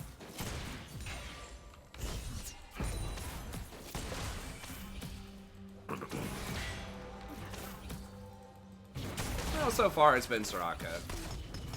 I mean, this is only my, what, second game? Third game? Third game. So, you know, I might play some Rakan too. Oh, do you mean it also could be the Rakan? Because Raka could be Rakan or Soraka, I guess. Is that supposed to be a double entendre? I don't know, man. I'm just gonna play whatever is gonna give me the best chance of getting that diamond.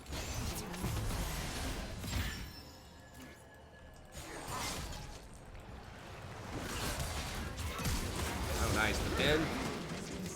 He should have flashed way earlier. This Vayne is doing, you know, well into this lane. Down a little bit of CS, but she's doing all right. I mean, it's a really tough lane early on.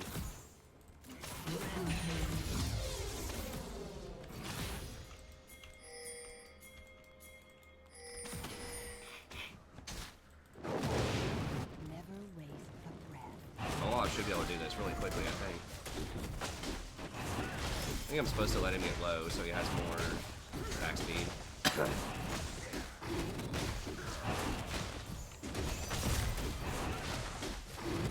What needs to be done?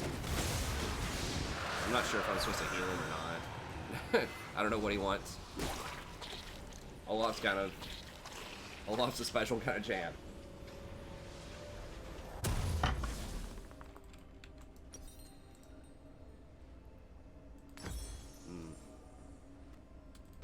You get one fairy charm here. I really like getting the boots early on, especially against hook champions like Thresh. And having that 10% CDR ready to go for your first ult is pretty nice too.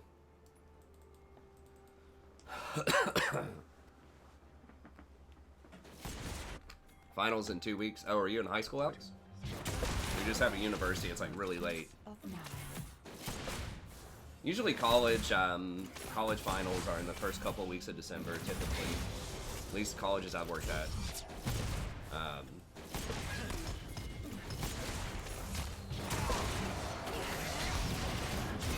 New journey.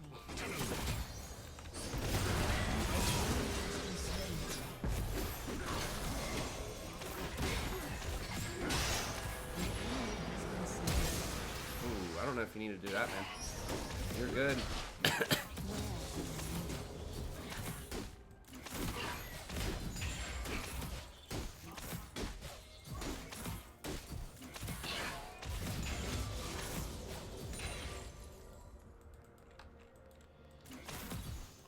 Violence cannot go unpunished.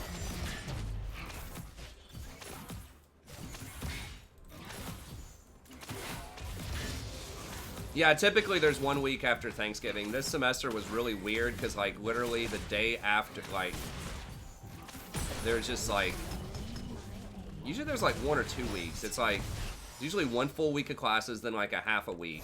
But this semester it was much shorter. It was, like, the Tuesday after Thanksgiving break was the last day of class, which was a little awkward because a lot of students just aren't going to show up to that. You know, they're just going to like stay on Thanksgiving break. It's already kind of hard for me to like get students to show up the last couple of weeks because let's do team presentations. So if you're not presenting, it's like you're just kind of sitting there watching presentations. I have them write up like little small reports about each one, but that's, I mean, it's fine. I would have probably skipped 1 or 2 classes if I had a high grade also. I mean, I always try to keep in mind, like, you know, they got a lot of other stuff on their plate. A lot of them, English is not, like, going to be their major, so, you know, I get it.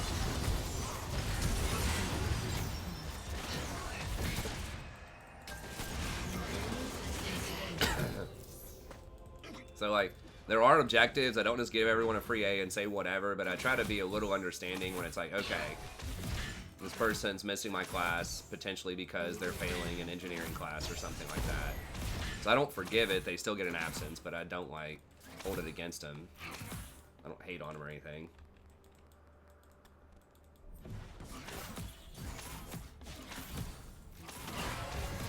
I mean, if they're just honest with me and straight, like, I'll give them a couple of days extension or something on their essay if they had a bunch of stuff going on. That's, I mean, that's fine. I just want them to turn in good work. Yeah, I kind of misplaced my,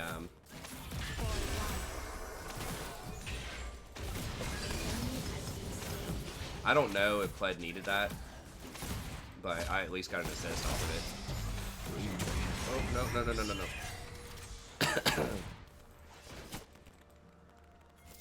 no. Absence in college. Well, yeah, I mean, most people that fail, it's, I don't think, I'm trying to think. I don't think I've ever had a student, certainly not many, that have flat out failed the course that have not had attendance problems. Never waste a breath. No, there was one kid who like attended almost every class but just didn't turn in this project that was worth 30% or something of his grade, and he like wasn't that great on his other projects. But yeah, it's either got to be missing a lot of classes or not turning stuff in typically is the fail. There's one guy this semester who I think attended most classes and just like, I think he may have even submitted stuff, but it was like, you know, for a 10-page paper, he'd submit like 2 pages or something, you know, like an absurdly low amount of work and like engagement.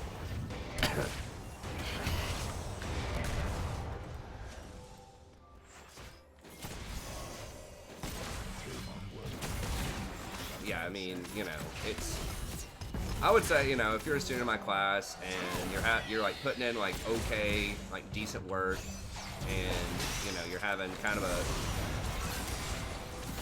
a hard time with the concepts and stuff, I would say the lowest grade you probably would get if you're doing everything would be like a B.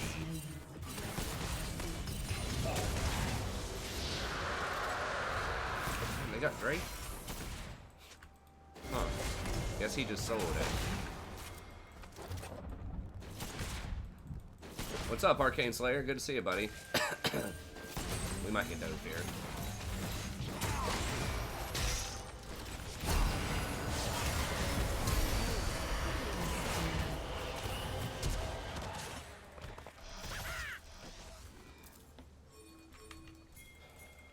Oh, he's gonna get the speed up. Is Olaf gonna get him? Does he get movement speed by pressing Alt?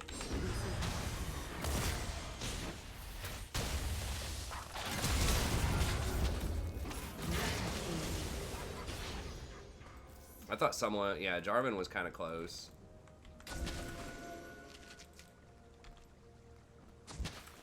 To heal and protect.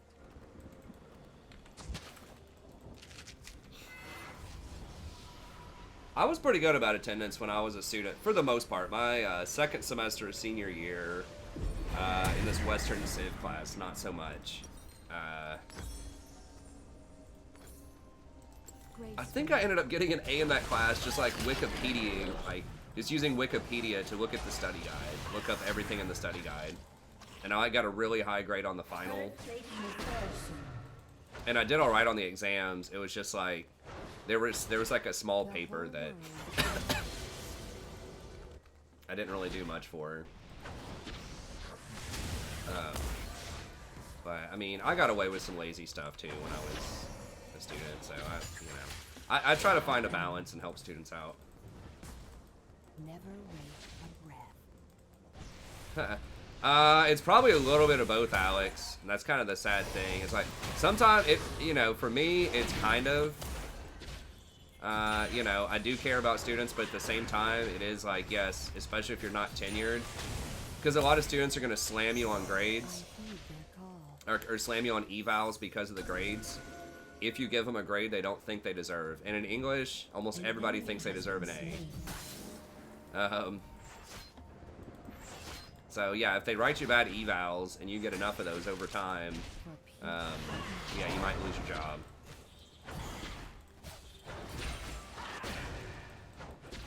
So that's how it is. So that just contributes to rampant grade inflation in the humanities especially. But I mean, as long as it's on par with everybody else, like as long as the grade means the same thing for about everybody, then I mean, whatever. I mean, they're the ones that implement or like force this, evaluation system to determine employment. I mean, that's what they want. I'm cool with it. I don't really care. I mean, I don't care that much about grades. I just want people to learn stuff and to, improve their communication skills and get good jobs and be successful. Like, that's what I want. Whatever the grades are or whatever. Like, I don't really care that much, honestly.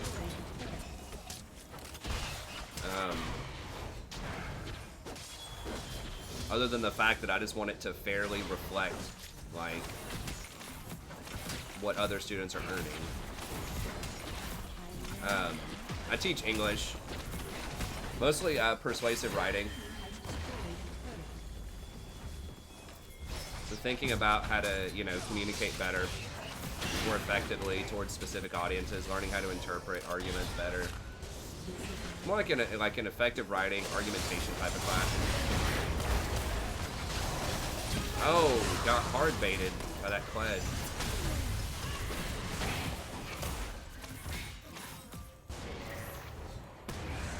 My God, both of them.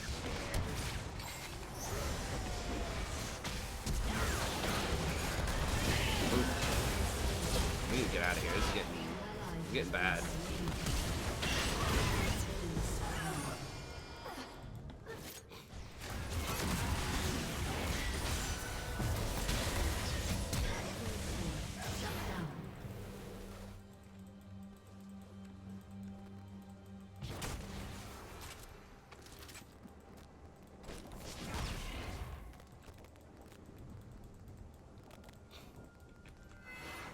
Awesome, thanks, Tiny.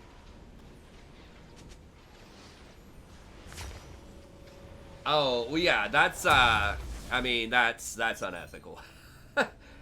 To not make anyone do a final draft and just literally give everyone in the class an A. Yeah, that's bad.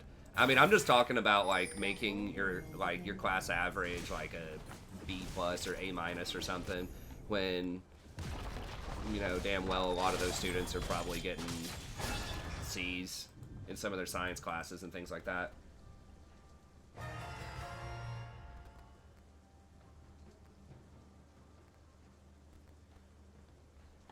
Oh, science writing? I mean, it depends on the discipline. Like, I teach this in the class. Like, you have to understand the discourse community.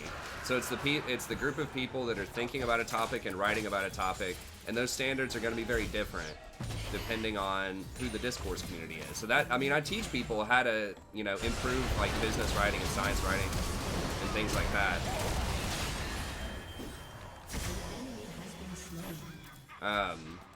So yeah, I mean, if that's the standard, if that's how scientific people write, if they're writing, in a super technical way, not explaining key terms a lot, they're just assuming that you know it. If that's effective, that's effective.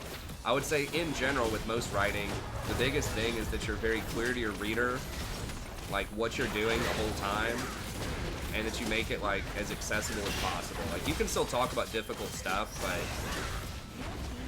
that's really important. And then positioning yourself within the discourse community. So like, you know, being clear about whose ideas you're building upon, what the what people should think about your ideas, how it's contributing to like an ongoing conversation. So in science, for example, like talking about, okay, whatever scientific stuff you just talked about, why should people care? Why is that relevant? How can you apply that to different things?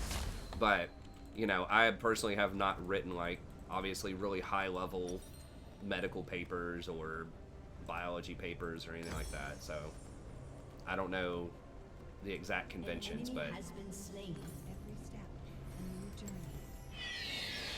you know, the biggest thing is just to be aware of like how other big players in the field are doing it, and that you're sort of playing by the rules that are standard. Where? For example, there are certain types of writing where you can tell like anecdotes, like how this personally impacted your life, and you know, that kind of stuff, and be a little bit more casual with your language. But science, for example, would not be a, you know, a place where you would typically see something like that, right? Like you're not gonna see somebody talking about, you know, some new gene editing protein and explaining it, and then talking about how they like really love their dog or something. You know, that's not gonna be standard.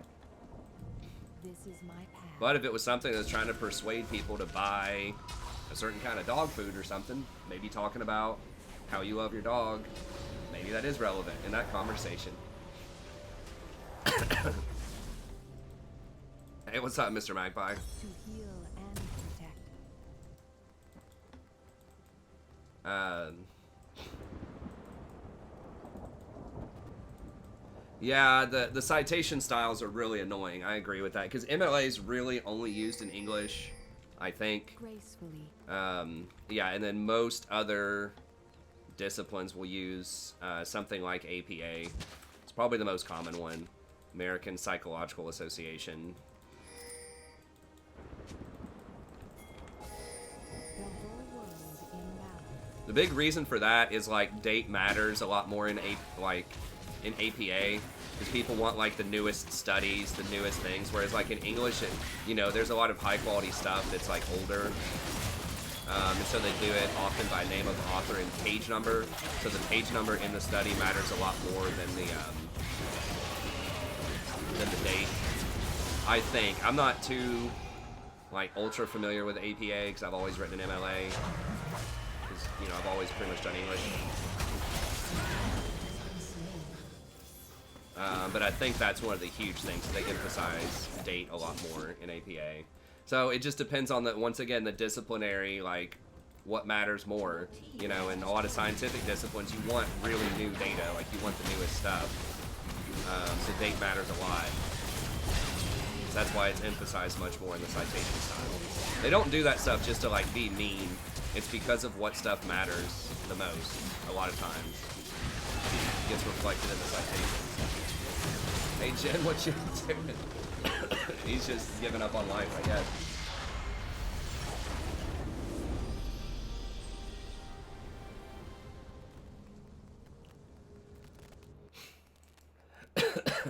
Faker recall? Did Faker get caught like that? I can't remember.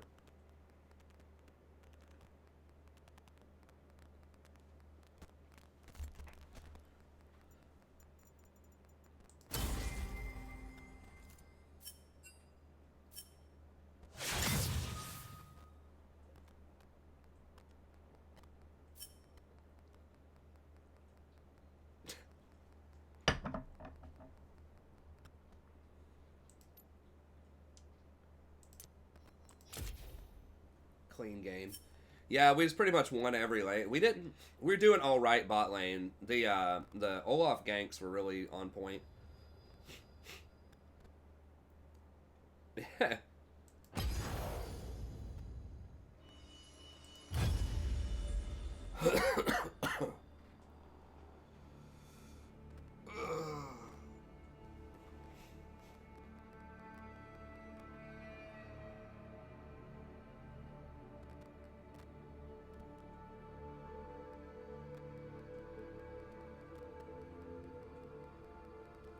Okay.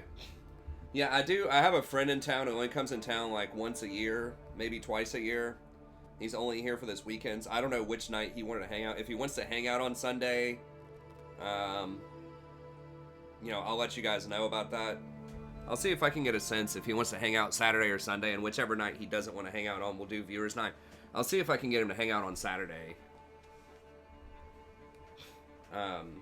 Okay, I saw the, let me see. Okay, I see the email. Let me read it real quick. Read it aloud to the stream. Just kidding. Read it silently here.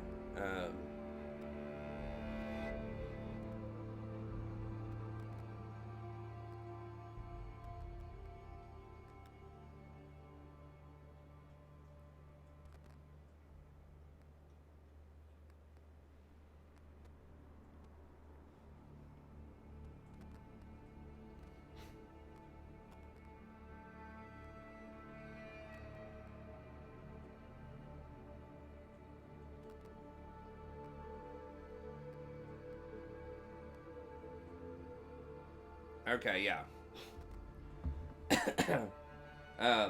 Yeah, all that sounds good. Yeah, for now, we'll make sure the paid subs get in there. If we need one more person to get a game in or something, we might call in, like, a person who's not a paid sub.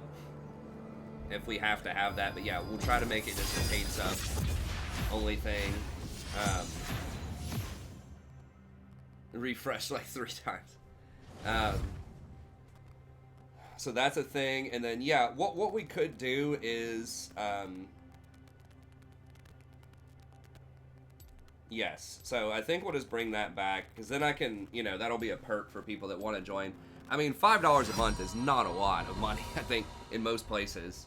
Or it's like a quarter a day. I mean, in a lot, I guess there are a lot of places around the world where that is a lot of money, but in the United States, like where people would actually probably be able to join us for viewers night without ping issues, it shouldn't be that crazy.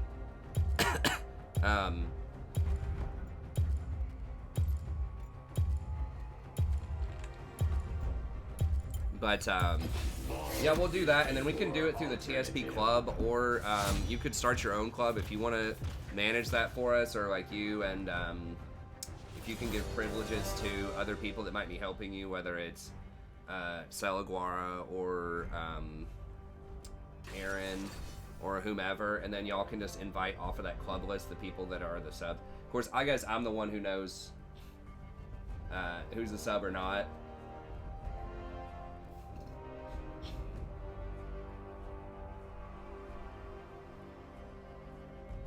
We could build a list. I don't know. We could make on Discord like a paid sub category, and then you could just pull people off of that on the Discord, and just we could make a channel that says something like you know, post your IG in here for viewer games, and it would only be for subs or something like that. And then you could easily see on the Discord who's on that's a paid sub, and that could be something that a mod would promote people into. So that would be like a yeah, that would be like a step above the current member. We could call member something else, and then we could call that like paid sub or something like that, just so you could populate a list.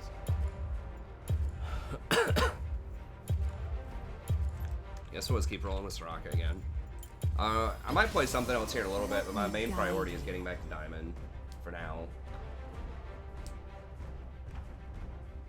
And then we'll just tell everybody, unless there's like a really special circumstance why you can't be, oh, this dude's trolling.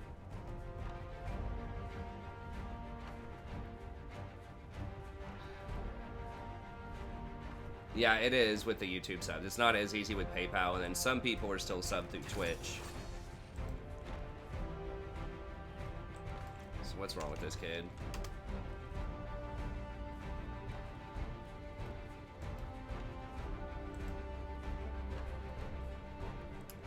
He's just trying to get demoted or something?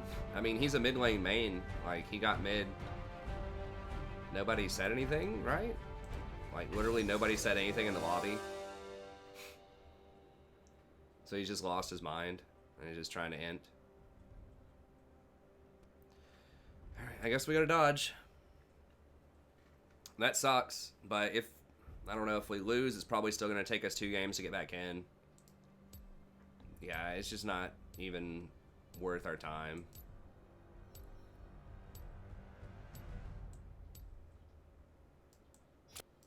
Okay, I think someone else dodged before I did. We'll see.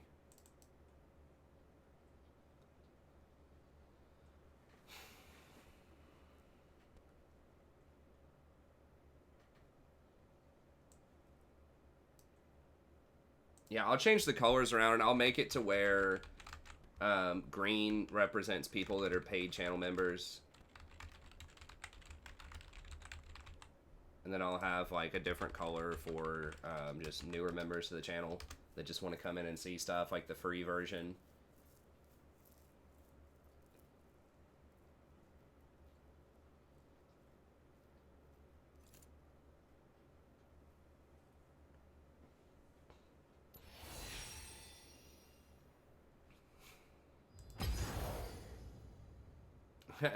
All those icons, yeah. There you go. That's why I put the cat thing up there.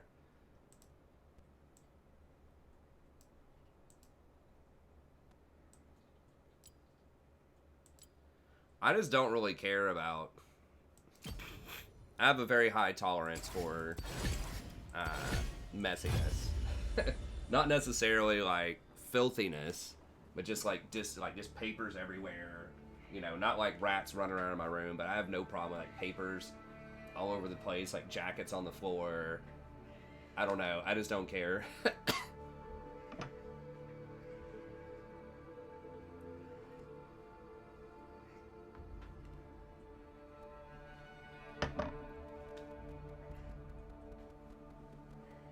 Alright. Now I need to accept this.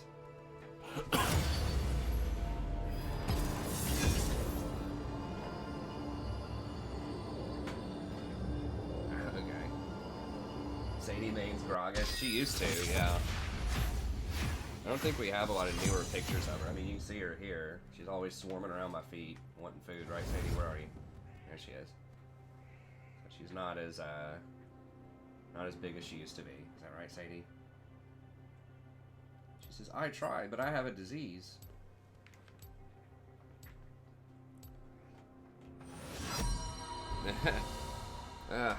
Man. I know it's hard out there, dude, but it's always just like, people, they're just like, please come check out my stream. I mean, hey, man, everybody's got to get started sometime, I guess. It's like, bro, get off of Twitch, go on YouTube.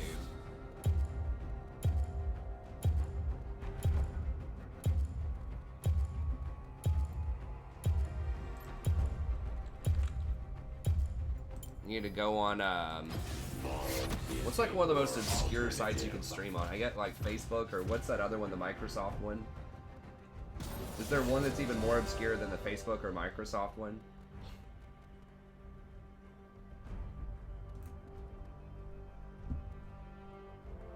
I'm sure there probably is. Yeah, Mixer.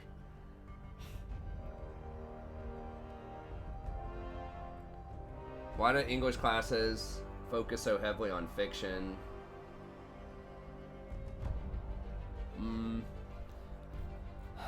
I mean, that is a good question. I think it's, they just want you to be like a well-rounded citizen and understand like English history, culture, and like past patterns of thought.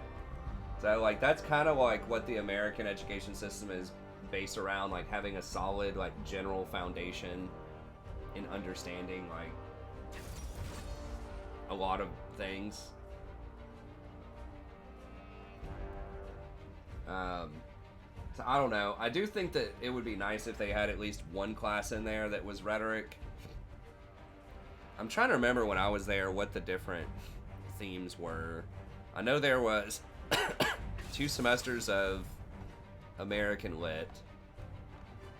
One that was like 19th century, I think, and one that was... I feel like they were kind of both 19th century.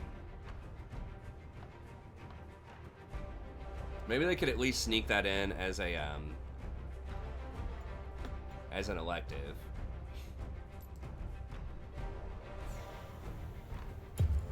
I'm gonna probably have to run Recon here because I think we need Engage for the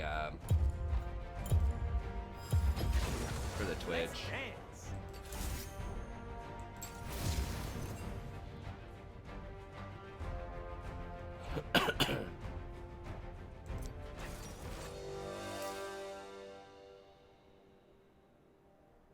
Their team's really scary, but it's promo, so we gotta play.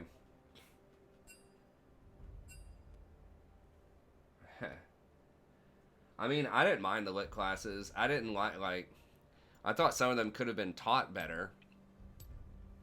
But I don't know. I mean, it just depends on how important people think literature is.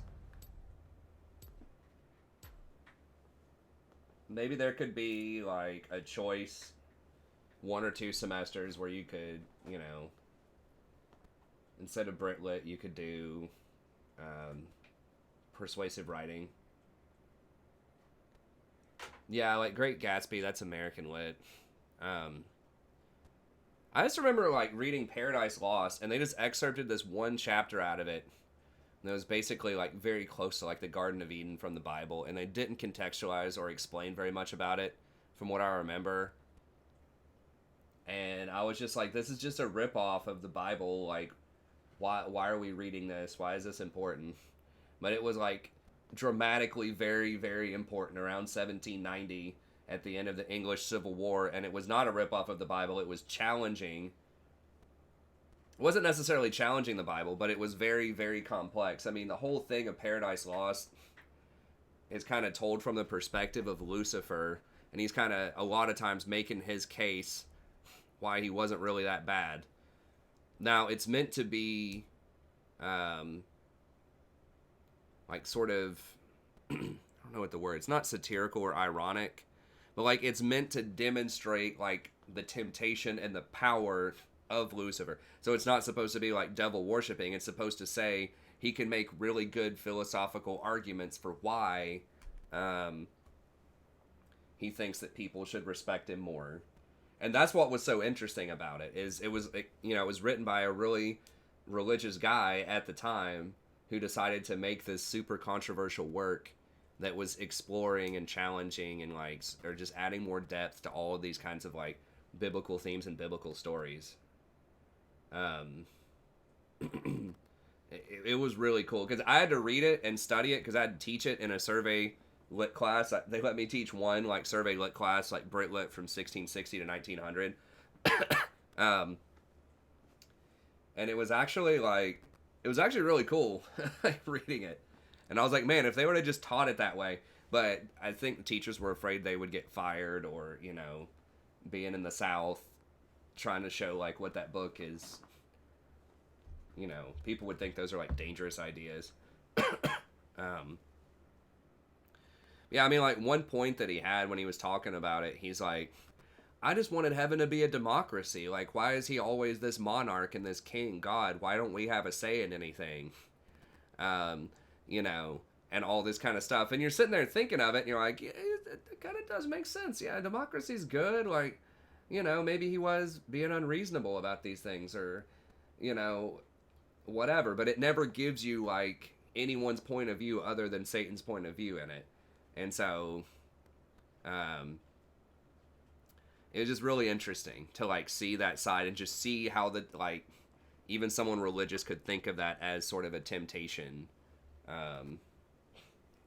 So it was meant to show people, like, this point of view that people had never explored before in literature. And it set up a lot of future literature. Like, it's very, very foundational to a lot of other Bring the second coming of darkness and get some new hair gel. people. I'm almost out. Like Blake, the romantic poet, and a bunch of other people sort of built on those ideas of looking at stuff from the side of a bad guy. Like, just that concept seems so Welcome to Summoner's like standard today, right? Like, you have all kinds of movies or characters that are really complex and not necessarily all good and things like that. But that was very, very rare until that epic poem came out. Like Shakespeare, there was some of that, you know, and, you know, in some cases there were some of that, but that was one that was like explicitly like dealing with someone who is thought to be the biggest bad guy of all time, at least in theological senses, and to sort of Not necessarily get you to sympathize with him, but get you to try to think about his perspective so you can understand it, and things like that. And we take that for granted today. We're like, oh, it's standard. Of course you have movies about bad guys. We just did, like, Joker, for example. But...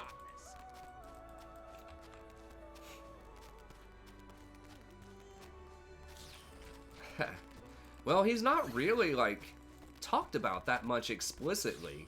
Like, in, like, the Old Testament and the text. Like, there are some things.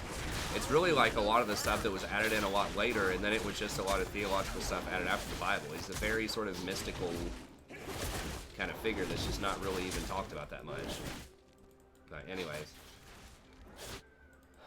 A lot of stuff changed, Alex. He's still pretty good, but, like, the biggest thing is just the money, like, that you get off of these new support items. Not having to upgrade it is just so good on enchanters that scale really well with plus healing and shieldings. That stat is really OP if you have a lot of money. But yeah, I mean, I would say check out my preseason support meta overview. It's like 40 minutes long or something. I've got timestamps on it, but that explains a lot about the preseason meta, and I think most of it's been pretty accurate. Rakan is a little bit better than I thought he was going to be.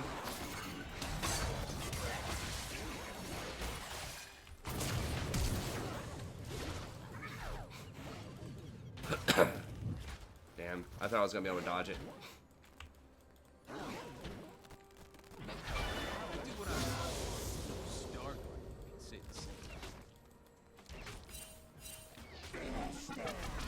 Like, he's still, like, pretty good. Like, he's better than Leona and Nautilus right now, I think. But yeah, a lot of it's just the raw healing off of Soraka and the scaling off of Janna.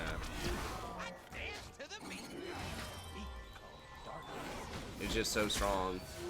But yeah, I mean, he's still good. I think I had him tier 2, I think he's probably tier 1 after playing for the next few weeks. I think he's still, like, good.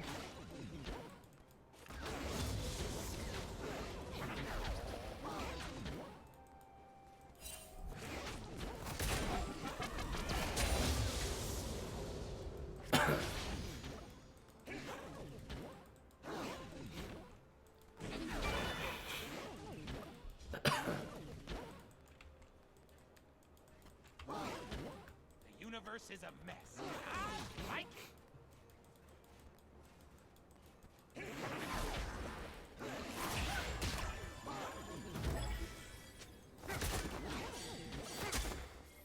But yeah, I mean, the changes are good for him relative to most supports because he does scale pretty well with plus healing and shielding, and he can get some of those items. But An enemy has been slain. Life is way more don't. He's gonna get double killing me. An ally has been slain. Good.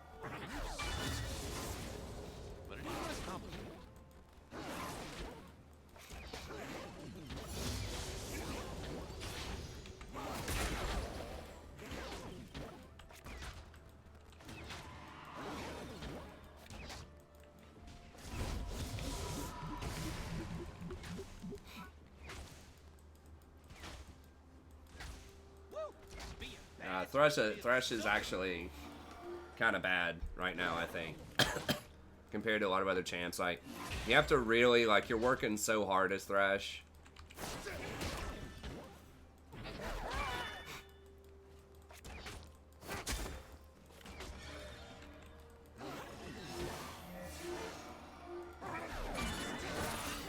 An enemy has been slain.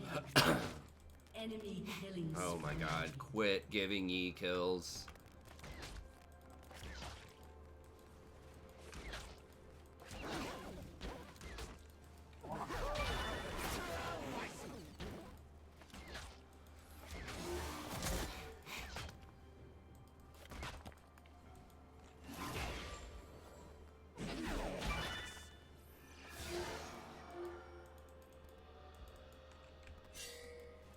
Well, no, I mean, Thresh is just literally, a lot of it's just numbers. Like, I don't think that people that play him are necessarily trying to be as,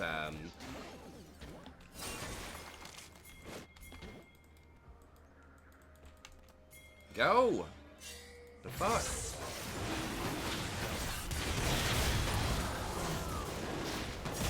Nice. Well, that Vision Ward paid off. That got us back in here. Okay.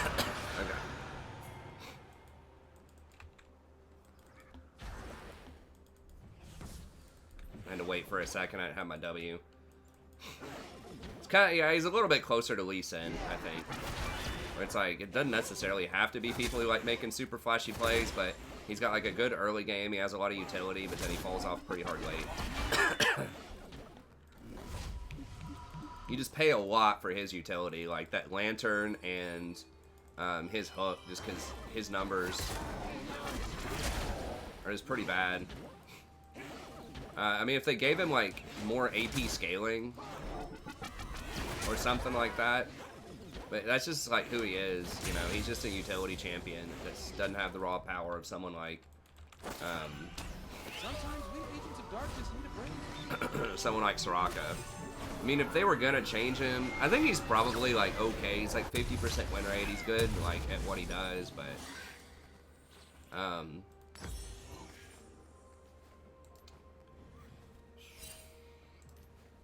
tell you what, let's do it like that. How do the Star Guardians see anything? Their sparkles are so darn.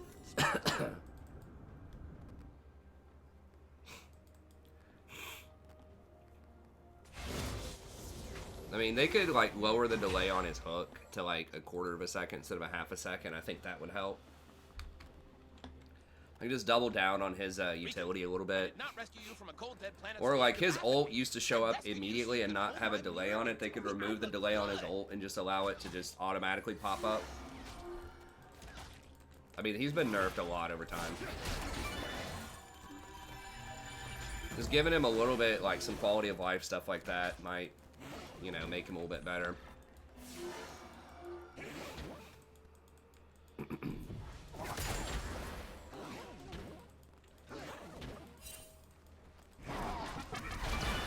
Twitch is killing us on CS. It's not where you want to be.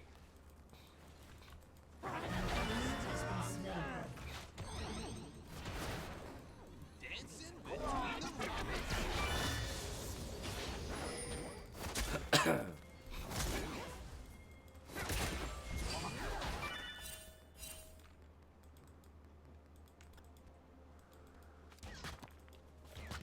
An enemy has been slain.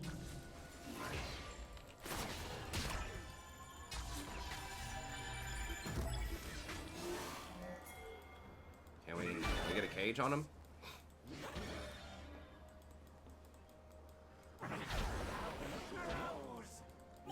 He's so conditional. Like his hook is one of the hardest to hit in the games. It's got a delay on it. It's got a really slender hitbox. It doesn't do a lot of damage compared to something like Blitz. And he just doesn't have, like, he's got a flay, which is like really good if you're stopping movement. But if you're just flaying somebody to slow them down a little bit, it's usually not insane later on. And then his ult's like okay, but it's really short range.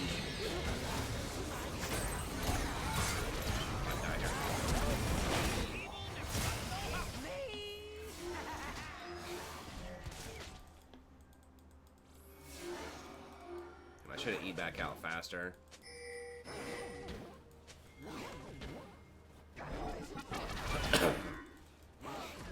most good guys. I can't just straight run in with my R because Thresh is just gonna play it.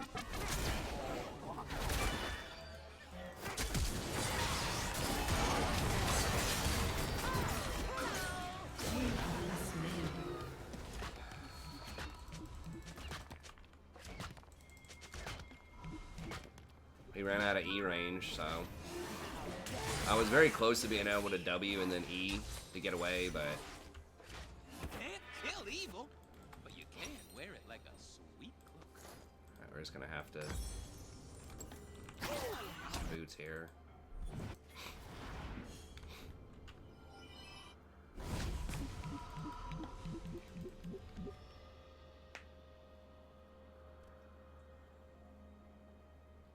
They do fall. Like, if you're not able to convert kills off of the hooks anymore, Stars are you know, Soraka sad, just, lonely light bulbs you know, floating in space. Mikhail's cleanses your hook Cycle they can't control. and then just heals everything. Like,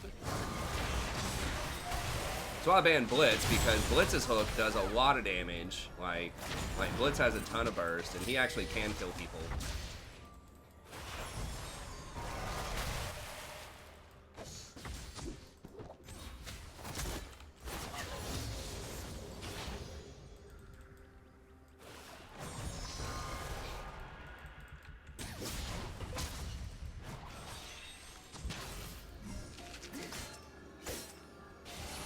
You don't have Veigar. Boring, Fruit. Let's start a fight.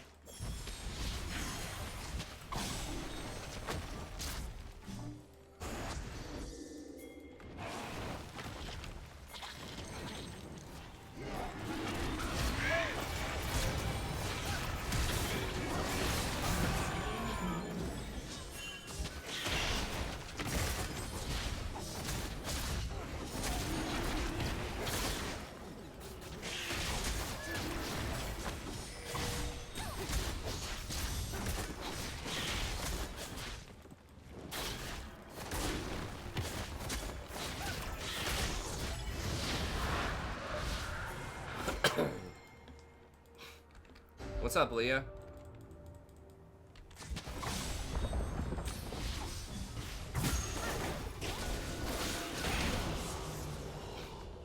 Forget my name, just call me Lord Darkness. Okay.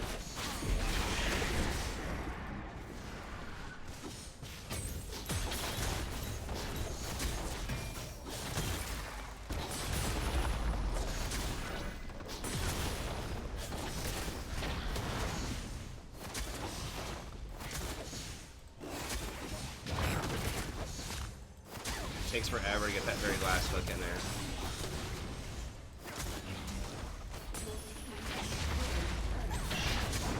Get a second charge off.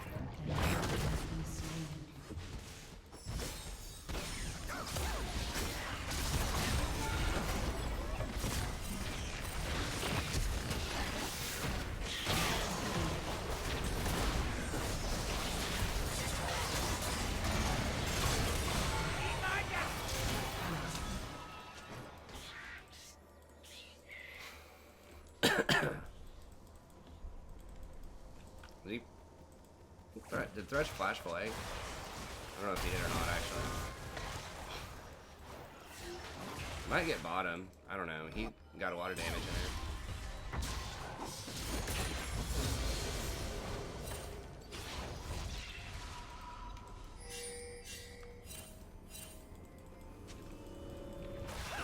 Stare in the mirror.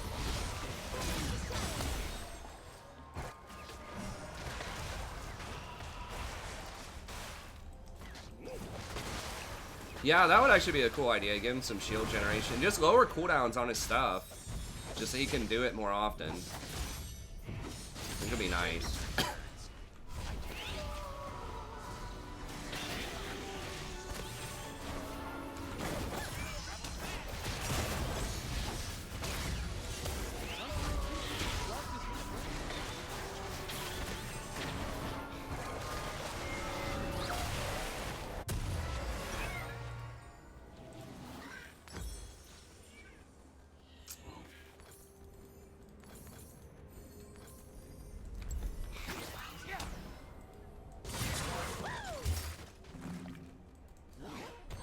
I'm not sure where I'm supposed to go here. I guess I'll just go bottom.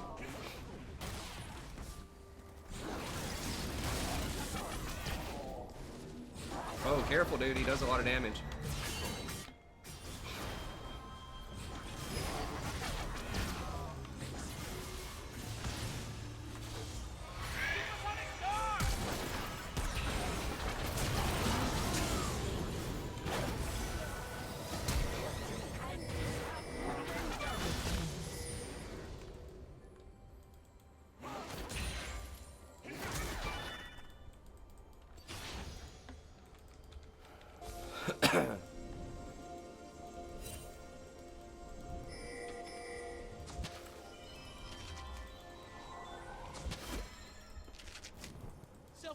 Soul is for star nerds. I choose fun.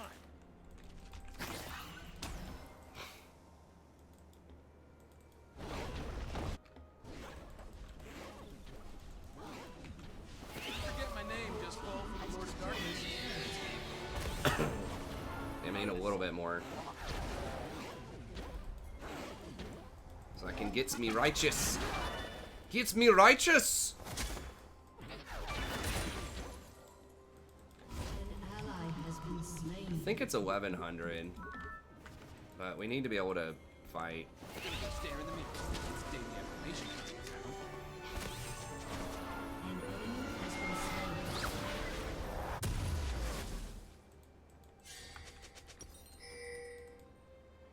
I really need a control Your word too, team though. has destroyed a turret. Oh no. I am bad because Shut I'm down. free, and I am free because I'm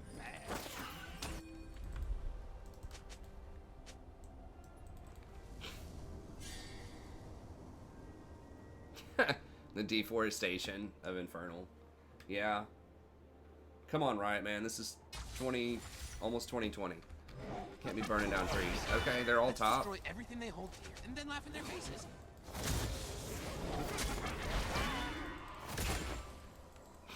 Yeah, there's 3 top.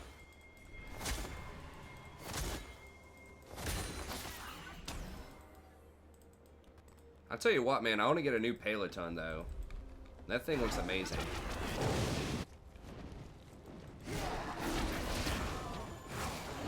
I was talking about that on stream last night, why people were so mad about that. That thing.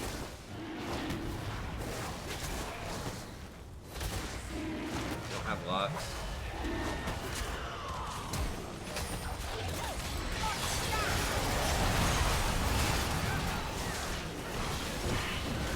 Which is just leading everyone.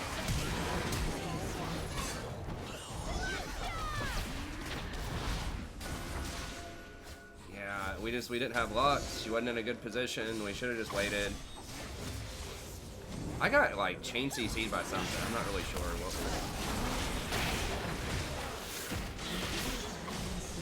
Okay, well. What? Thanks, Riku. I don't even know.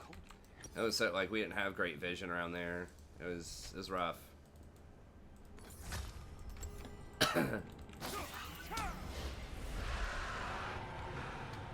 Brand is the president of the EPA. Hey, I wouldn't be surprised if that becomes true. The human equivalent of Brand. This place will look different when we're in charge, Riku. More dark matter? Dark matter everywhere. As far as the eye can see. Base stats are important. He's got like 3 or 4 videos on base stats, I think.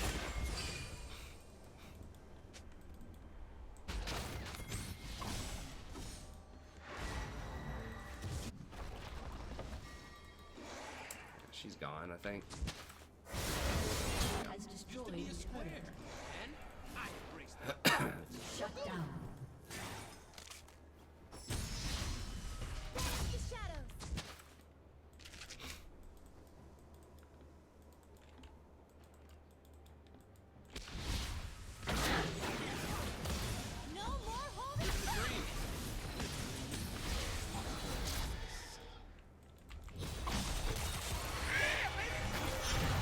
What?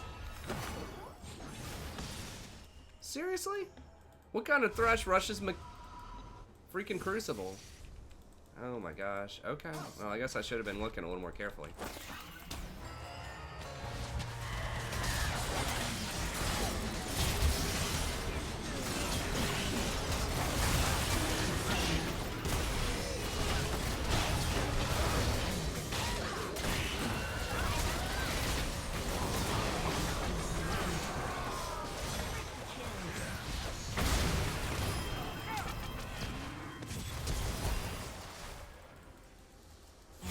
Why is he so fast? Well, at least I pulled him away. He chose to go for me instead of the Lux.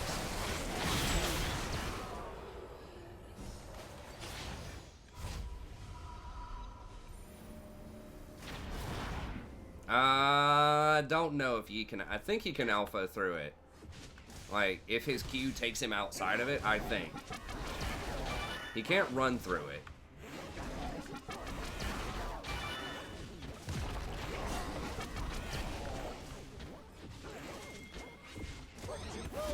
I am alive.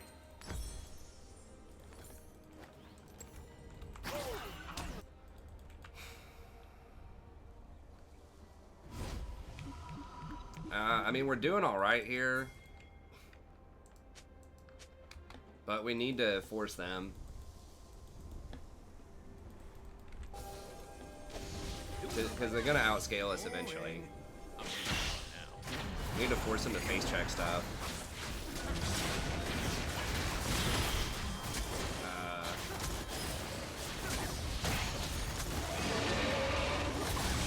They're going to kill me. Yeah, they're coming.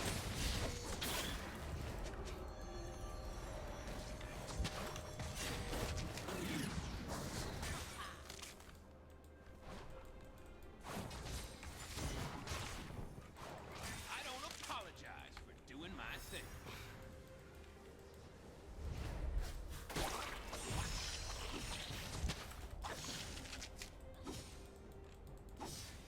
An enemy has been slain.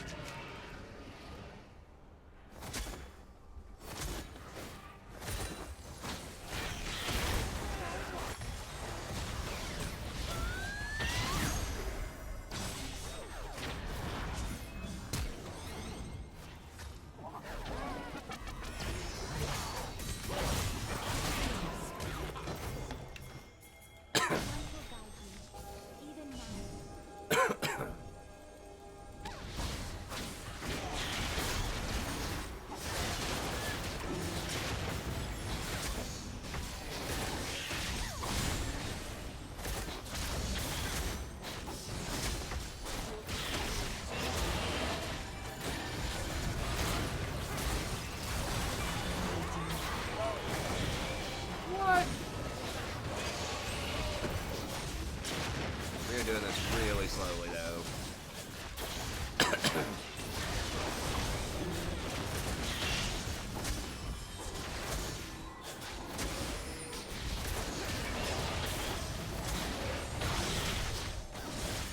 Twitch might roll up here in a second.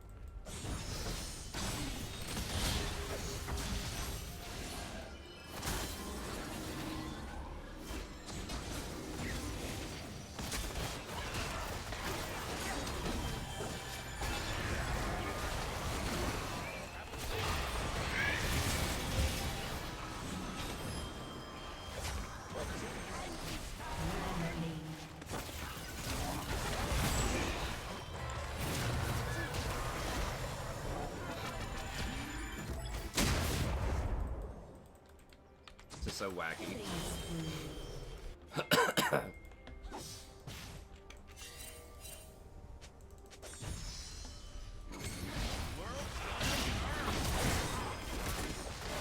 Damn, I don't have any mana.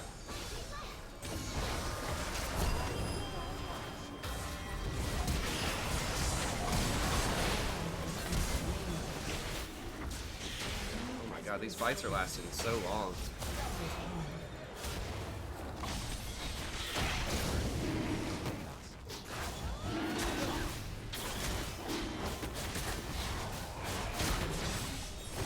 That was really awkward because I should have just W'd. I didn't realize I was out of mana.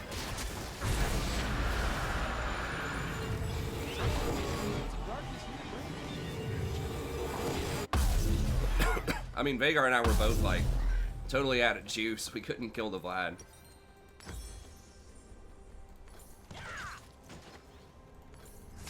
I mean, that's, you know, when you don't get a fairy charm item as your second item, when you're not getting, you know, Danger brings out my Athene's bad or Just kidding. Redemption or anything like that. And those kind of really long fights, it can still take a while. And we got to keep cranking because you know, I mean, we're winning a lot of stuff right now, but if they win like 2 fights, it could be lights out for us.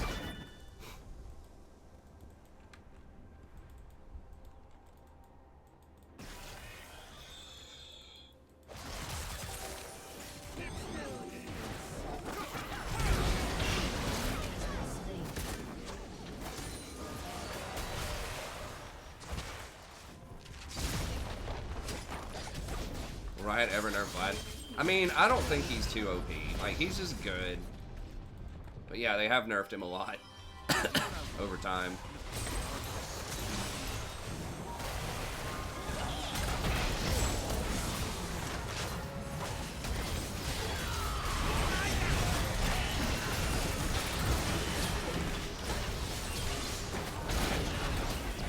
Somebody give me a jump, please.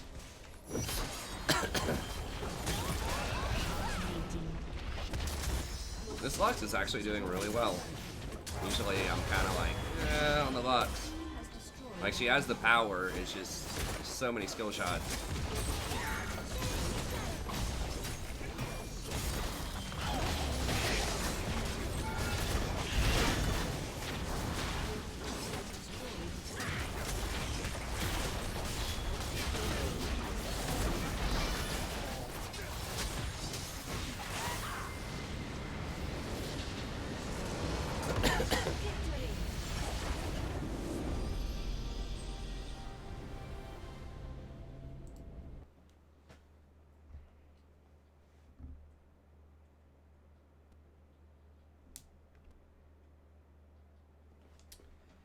Yay!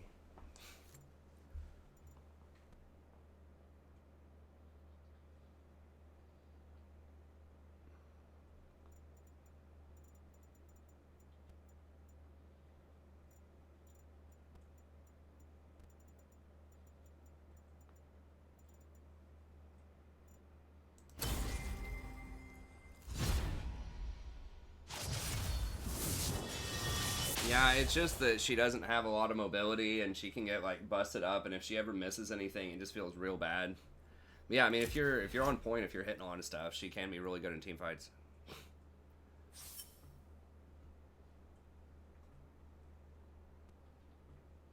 Oh, it was the same guy?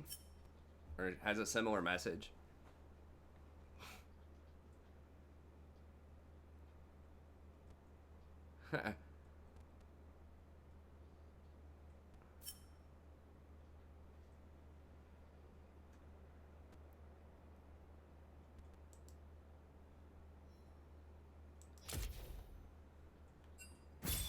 See.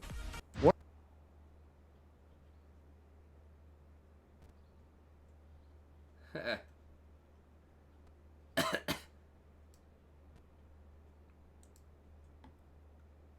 I signed in? Okay, I'm signed in.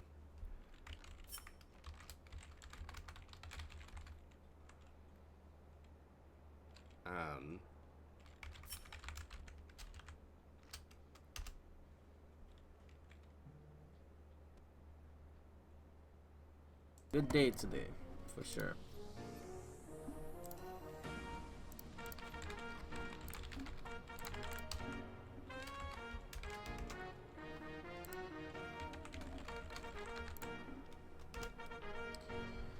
GG, I was the Rakan. Yo, GG, Rakan. Rakan, you was clean. Good rotations. That's a fact, bro.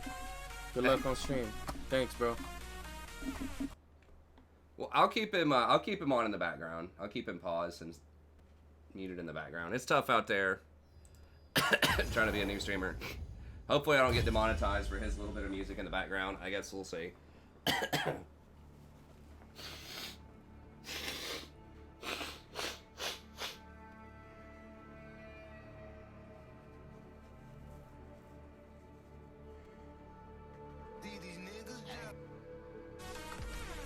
Wait, why did it unmute? Okay.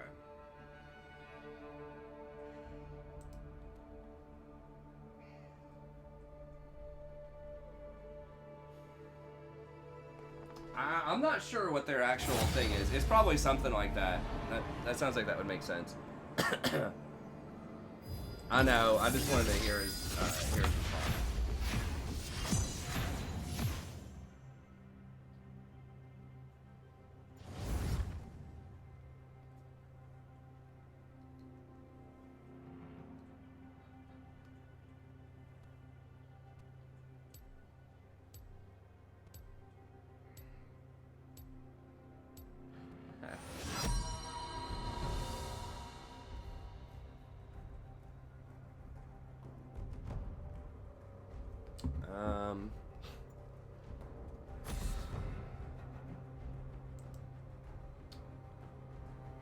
Let me check students.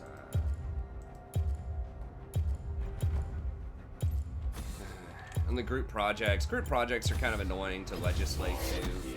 This semester, there's been so many people. Like, usually people do like reasonably well on their group projects. Like, they keep their group together, but definitely had a band of slackers that have been causing some problems. Here, while we're logging in real quick, let me just check this, because I don't want this guy freaking out. It's like some dude that has an A in my class. He's a really nice guy, where his partner didn't do a big part of the project. Like this final paper they have to do. Olaf. Yeah, we'll probably just do Rakan again. So, like, Soraka and Olaf is rough, because he can just, like, straight run at you. Rakan at least can, like, maybe get away from him. Let me just check this real quick. Sadie. Sadie says, "You will feed me."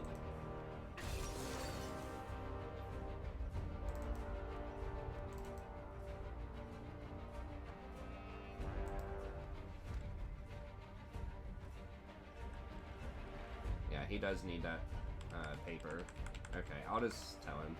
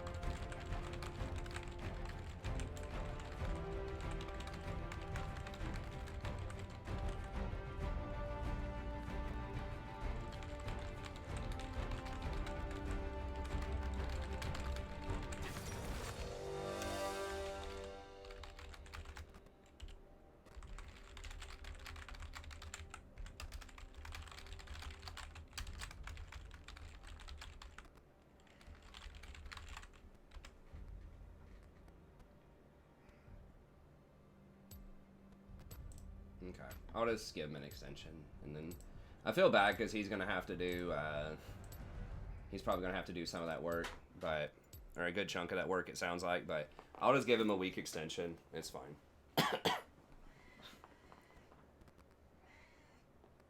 Yeah, I mean that happened to me all the time when I was an undergrad. I hated group projects because the group project basically meant I did it and everyone put their name on it.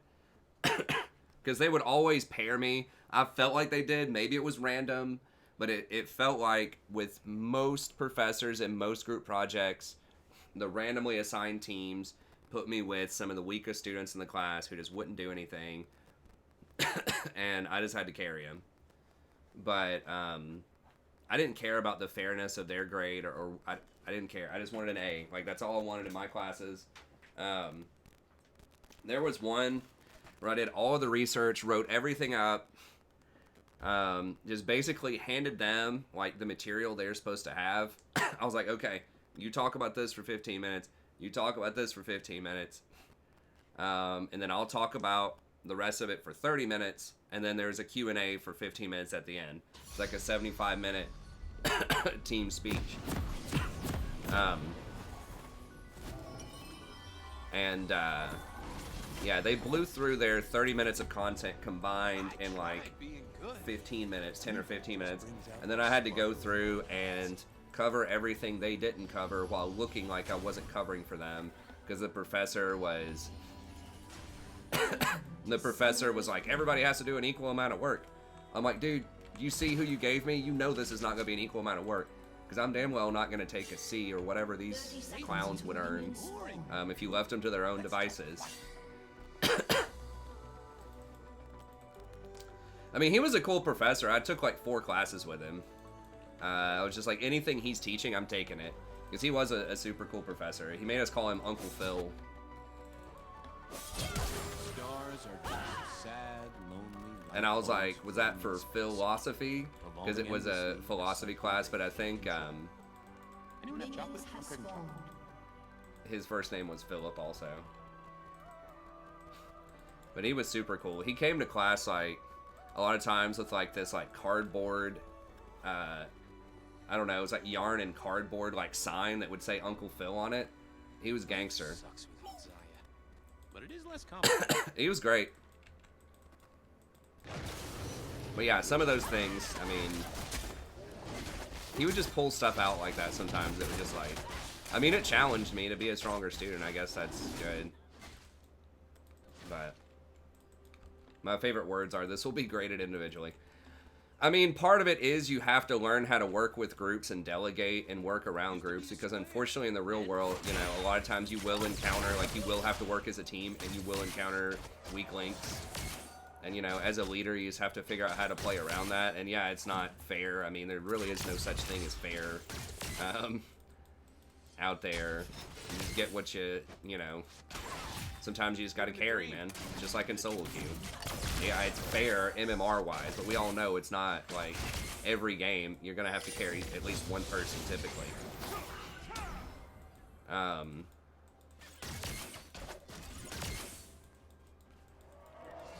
It's possible I should have dodged this when I wasn't paying a ton of attention here. But yeah, but at the same time, I don't want, you know, like, really high-performing students to get destroyed because someone in their class, like, clowned around. So if they have to carry a little bit, that's fine, but I will intervene if it's just, like, completely ridiculous.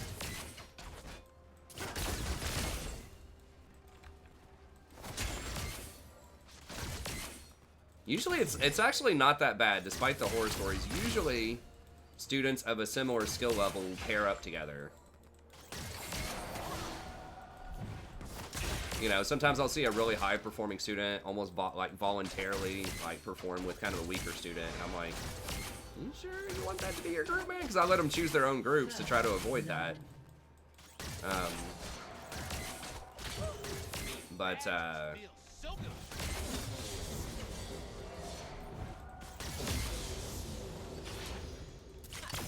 you know, of course I don't want to say that.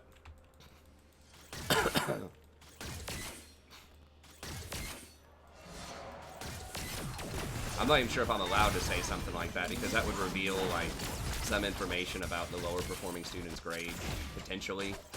So.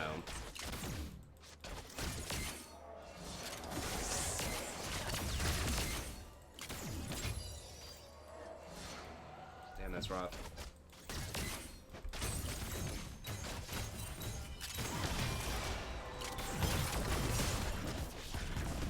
Universe tends towards chaos. I'm just helping it along.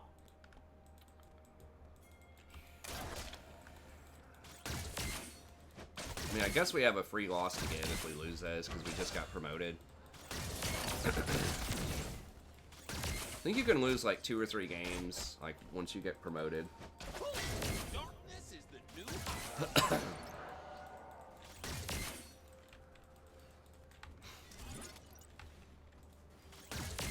Which is only fair because they clipped me out of, like, you know, 50 LP on the way up.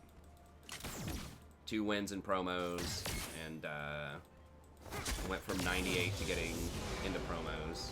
So I lost all of that LP. It's just such a goofy system. Bye, coming.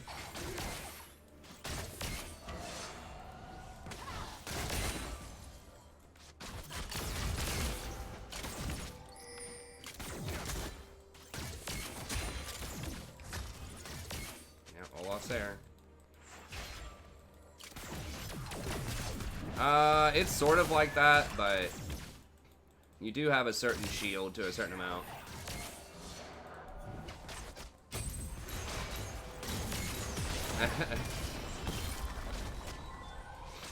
Yeah, I just let students pick their own groups, because usually they'll at least pick their friends, and if they're picking their friends, then at least a lot of times you don't want to screw over your friends, or you're less likely to screw over a friend than a stranger, I think. So that kind of helps a little bit. Although sometimes some of the loner kids, or just some of the really lazy kids, just will do it anyways, you know. I always worked extra hard, like, on my group projects.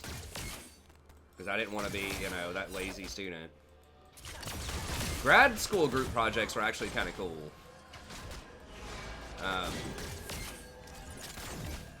Because, like, a lot of the students were actually, like, really good. I do what I want.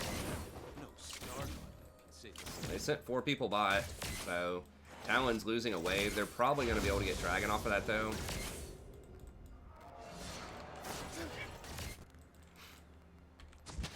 No? Okay. Well, Talon just sacrificed a wave to get Vayne's flash, so I'd say that's probably worth for us.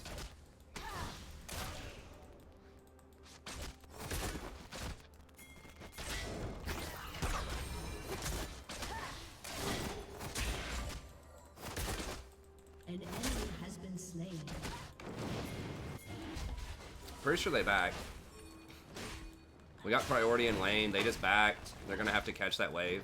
Unless they come straight over here, I think we can get it. Akali has priority. Olaf's probably on the top side of the jungle.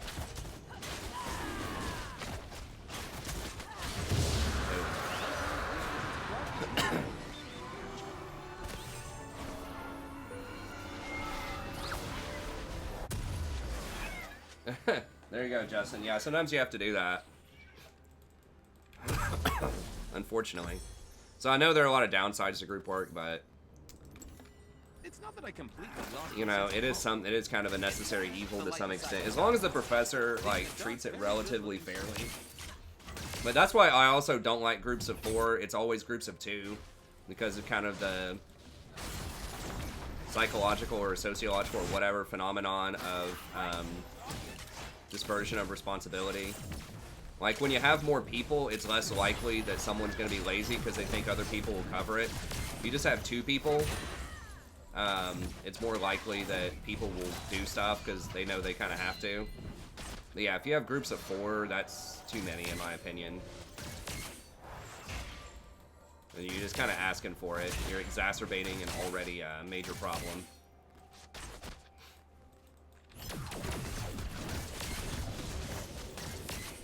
Yeah, I mean, we gave up 2 plates and like a wave at the tower, so we're behind in experience to do that because they counter pushed really hard. But I think that's probably still worth a dragon. I mean, I think Mountain's still like the worst one, unless you happen to have a lot of tanks on your team, which is still pretty rare in the preseason.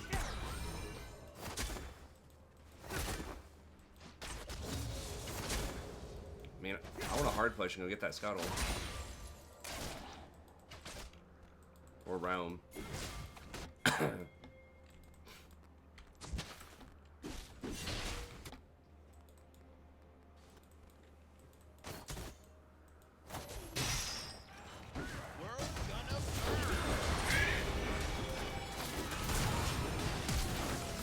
Hello? Anybody? I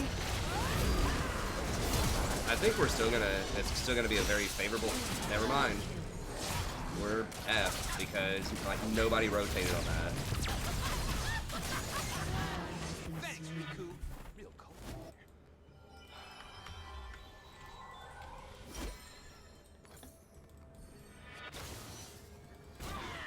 Just imagine for a second if the 2 people fighting for farm middle actually rotated down on that Talon. Ooh, Riku.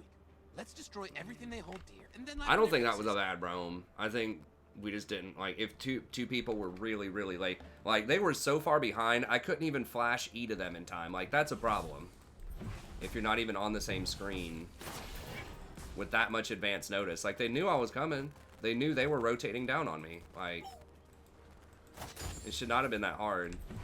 They were both, like, pretty full health. The wave was in a decent spot. I mean, even with the Thresh there, like, it shouldn't matter.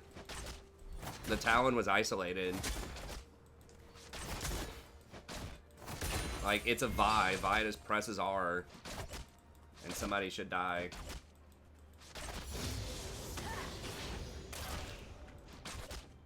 I mean, he walked away with, like, 1 HP.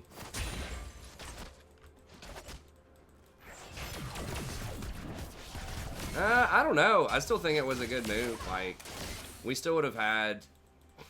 Even with the Thresh there, it would have been 3-on-3, and we've got Rakan's ult and Vi's ult to lock down and just, like, delete the Talon. And then Vayne, like, had the step on Misfortune. Like, Vayne could have rotated up there with me and had the advantage. We're really far behind, though. I maybe should have just dodged this. Like, we kind of have losing lanes in every lane. I don't know. Like, Akali is up a lot of CS. We could maybe still win. It's close. It might have been worth a 3-point dodge. It's so hard to go in because Vayne's just so worthless in the early game.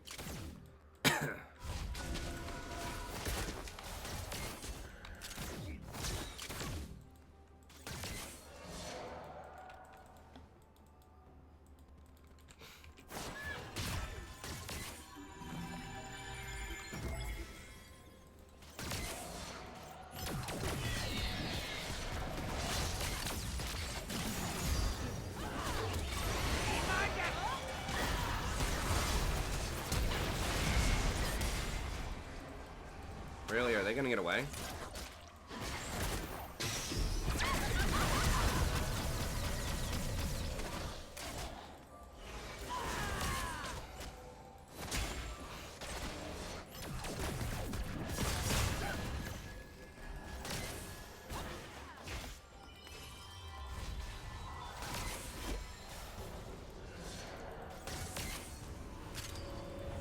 I feel like that should have gone a lot better.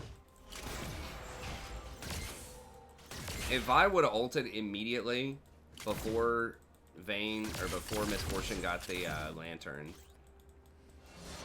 then I could have chain CC'd with my ult, and then Vayne would have been able to hit her like twice, and she probably would have died. I could have also ignited. She wasn't low enough to ignite.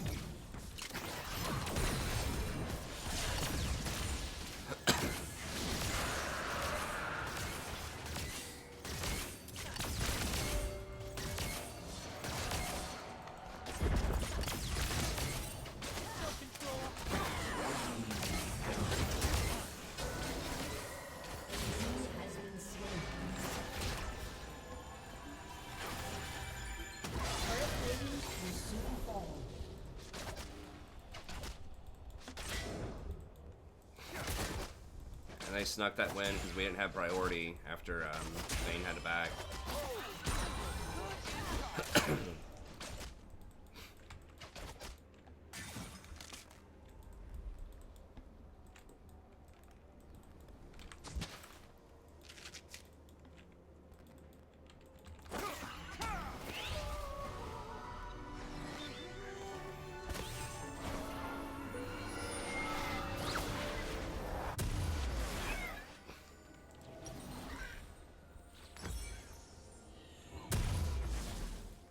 When Zaya and I were abandoned on a desolate planet, I realized something. I don't like being alone. Oh, and spiky space squids are the worst.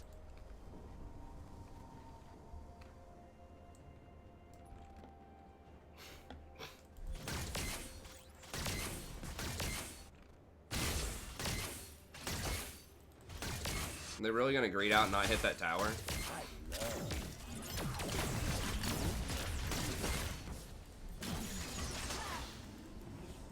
Wow. No, you're not getting that tower this time. You have to wait on it. I mean...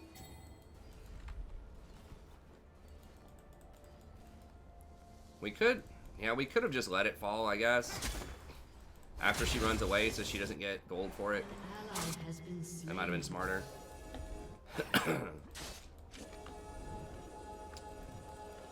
Starting to get busted up. An ally has been slain.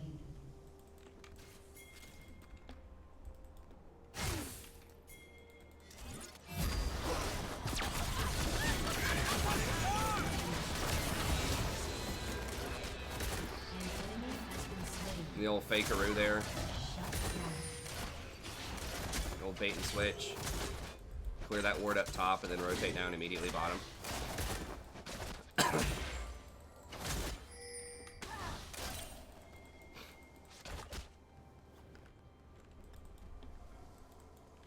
Can't believe Miss Fortune tried to like channel her old like mid-combat against Vayne. Vayne could have also just condemned it.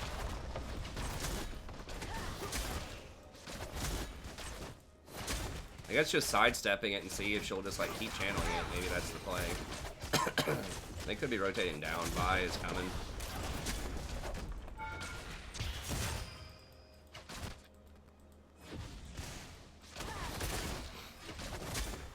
Your team has destroyed a turret.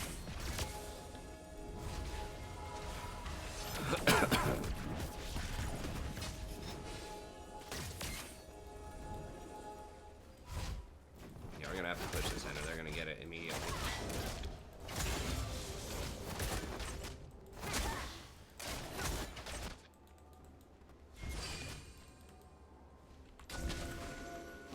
Stare in the mirror. It's daily affirmation.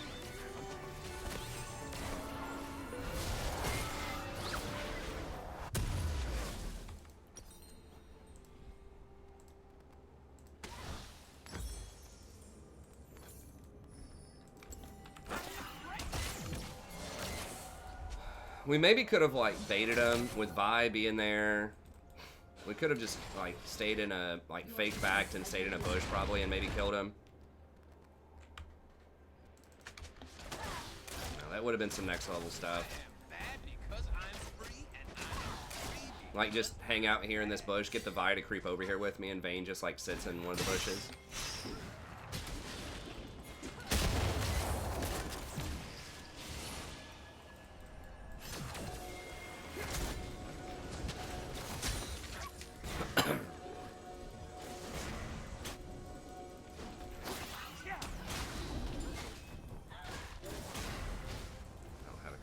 I should have sold my potion for a control ward.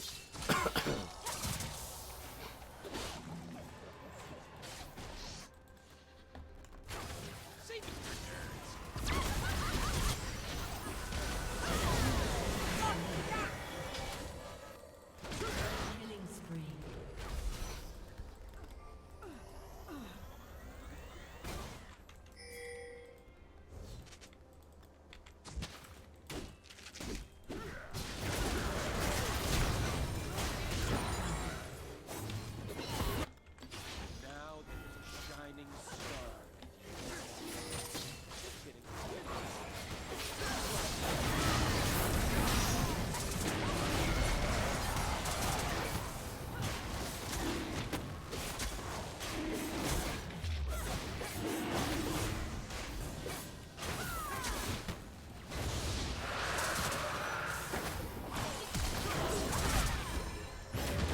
Whoa, what? He still had that? Okay, it was my bad. I don't think I could have killed him anyways, though.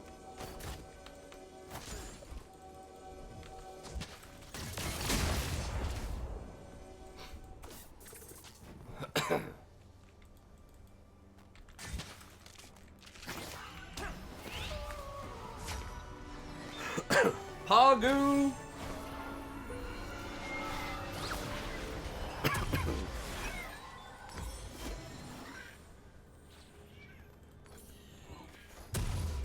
Most good guys are just kidding themselves.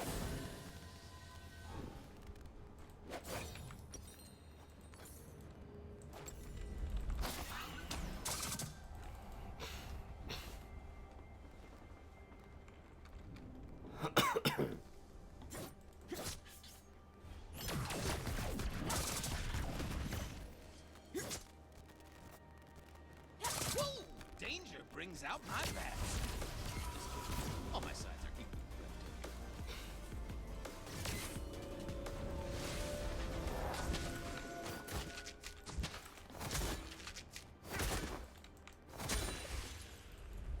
Start working the top side of the map. Dragon's the only major objective up. I only believe in myself. And Saya. Damn.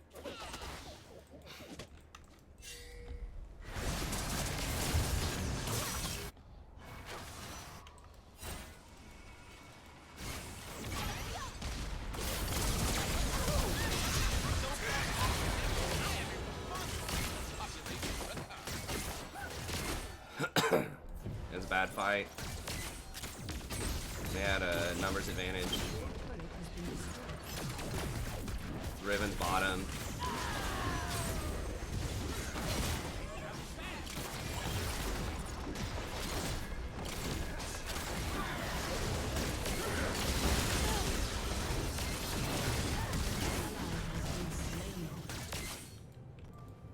So that's bad.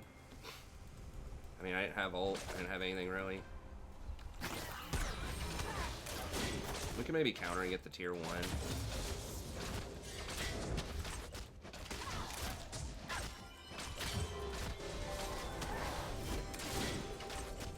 We're not gonna have the wave for it.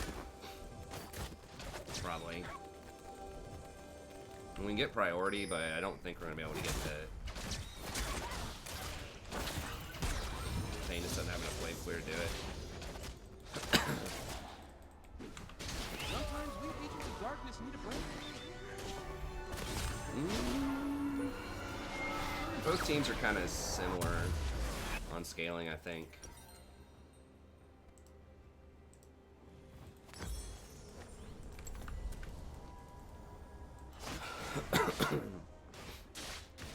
My cloak is woven from the whispers of starfields, the secrets of the galaxies, the wind of the seventh moon. Whew, and it swishes.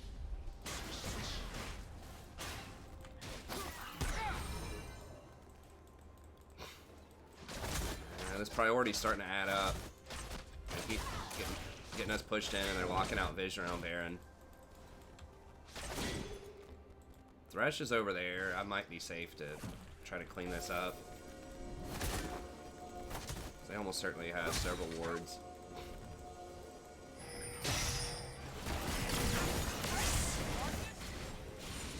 An ally has been slain.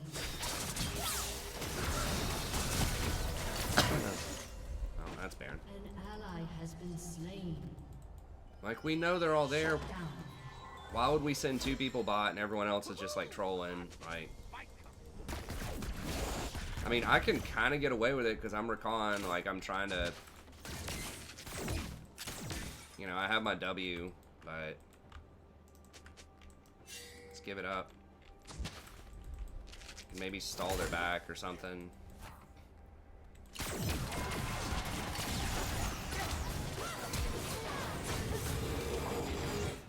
Shut down.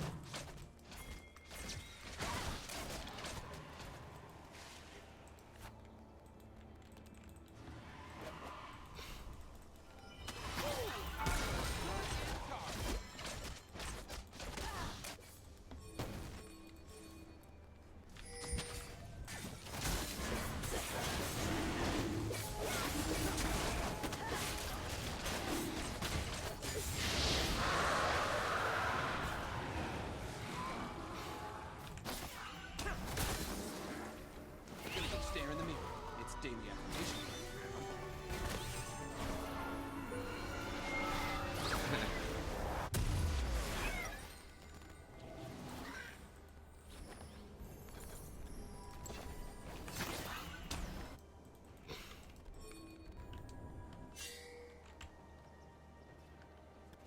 I thought Akali was more fed than that. I mean, she is up like 60 or 70 CS. We just don't have a lot of kills. We do have a lot of dragons, though. Thanks to my Boring. dragon control. Let's talk. It was trying to say, like, on like a lot of these sites that I don't get that many more dragons than like other supports or whatever. I'm like, I find that hard to believe and play. I feel like I am all over those dragons.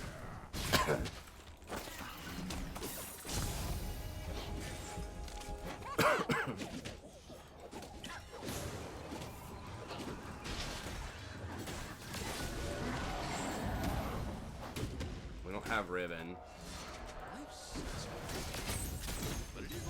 That's big Gnar. We're gonna have to give that up. Gotta wait till he goes to small Gnar.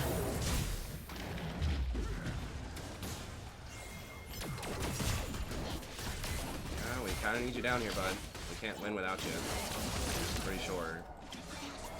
Gotta wait on Riven.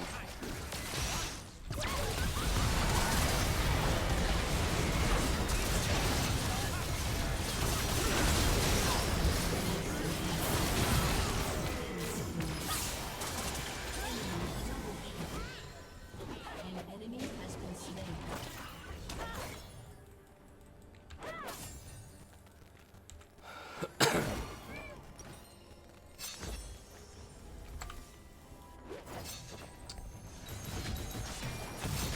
I thought Riven was going to delete them all.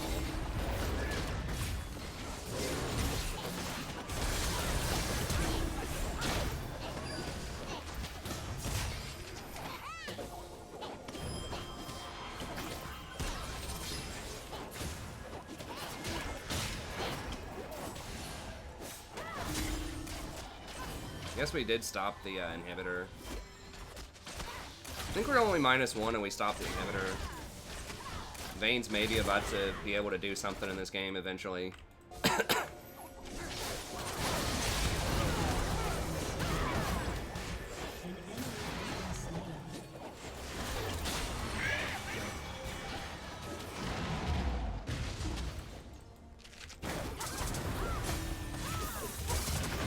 Oh god! Dude, how unlucky! What the fuck? He seriously transforms and hits me mid-air? Oh, that was unfortunate. It makes me sad. There's no way this guy gets away, right? They probably would have had him without me going in.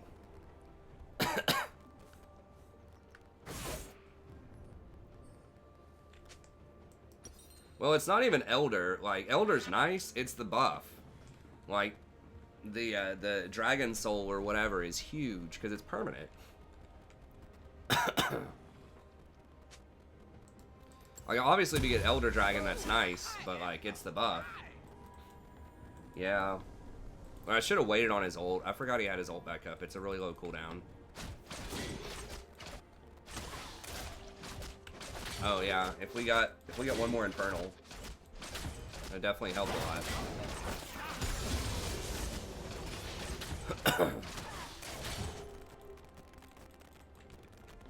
Forget my name, just call for the Lord of Darkness.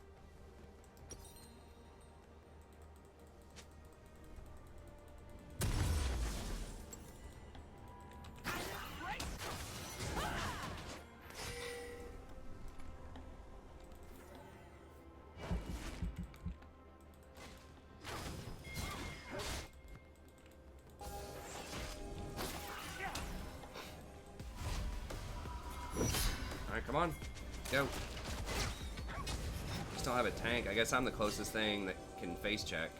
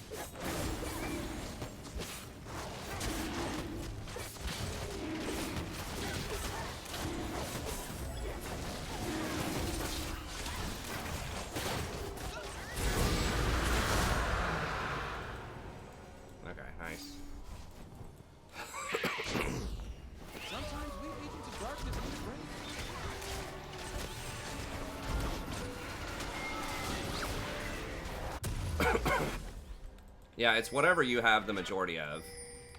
Which is whatever spawns third is going to be, it's always what you have the majority of. I guess we'll just work redemption here. Riku, I did not rescue you from a cold dead planet so that you could laugh. Because it just repeats I over and over and over rescued you again. to hold my mirror So it's and always tell the me I third look one. good.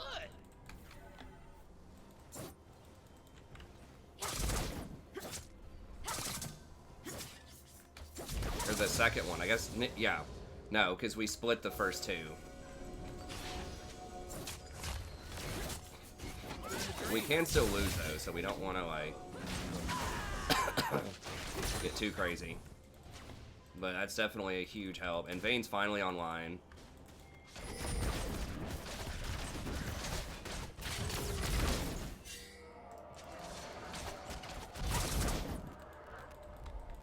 Perfection doesn't exist, except for my hair.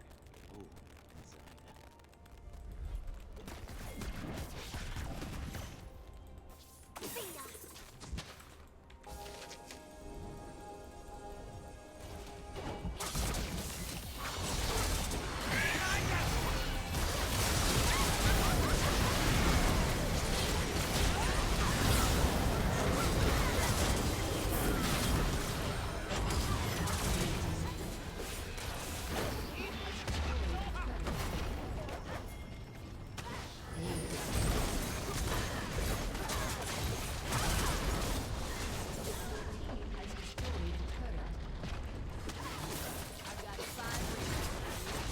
I think we can just win off of that. They all just melted, yeah.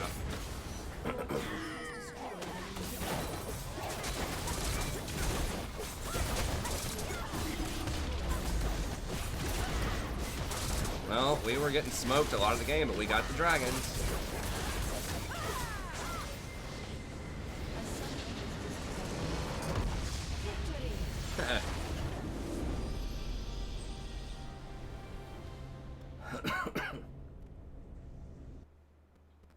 I mean, you know, the lower numbers could also just be because a lot of people don't like to see Soraka. I don't know. I think Soraka's typically pretty... People like to watch her on the channel, but she doesn't have those flashy engages, I guess.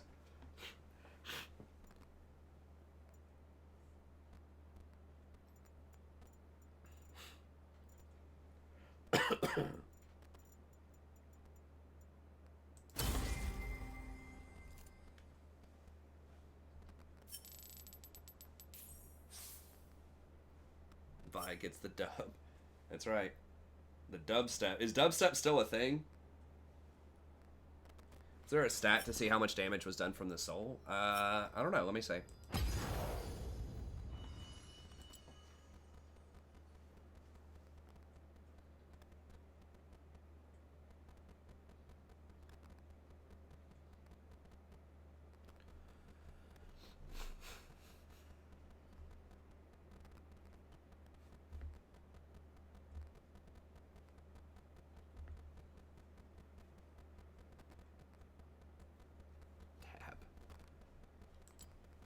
Still dabbing on kids? Is that a...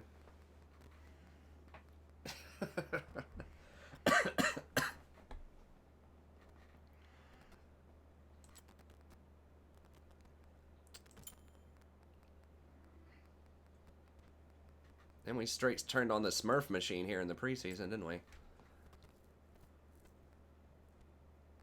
Super dab, is that, I don't, like going all the way to the 4 or something? I don't know. I don't know if it's going to tell us.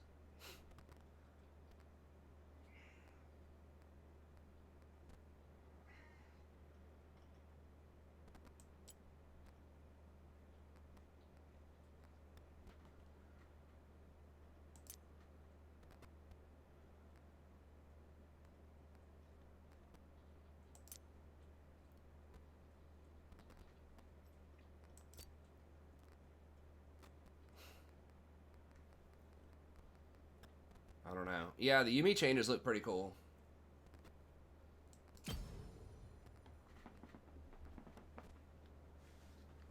We're only at like 80. I think I might just go ahead and call it there on the night since we're low, and that'll give me a chance to finish up some of these final gradings. and revisions and stuff that people are writing, since we're kind of a low number tonight. Also, we just won a lot, so we'll go out on a win. And tomorrow we can come in and start this last climb through D4 or 2D4. And then I should be able to start around like 10 most nights.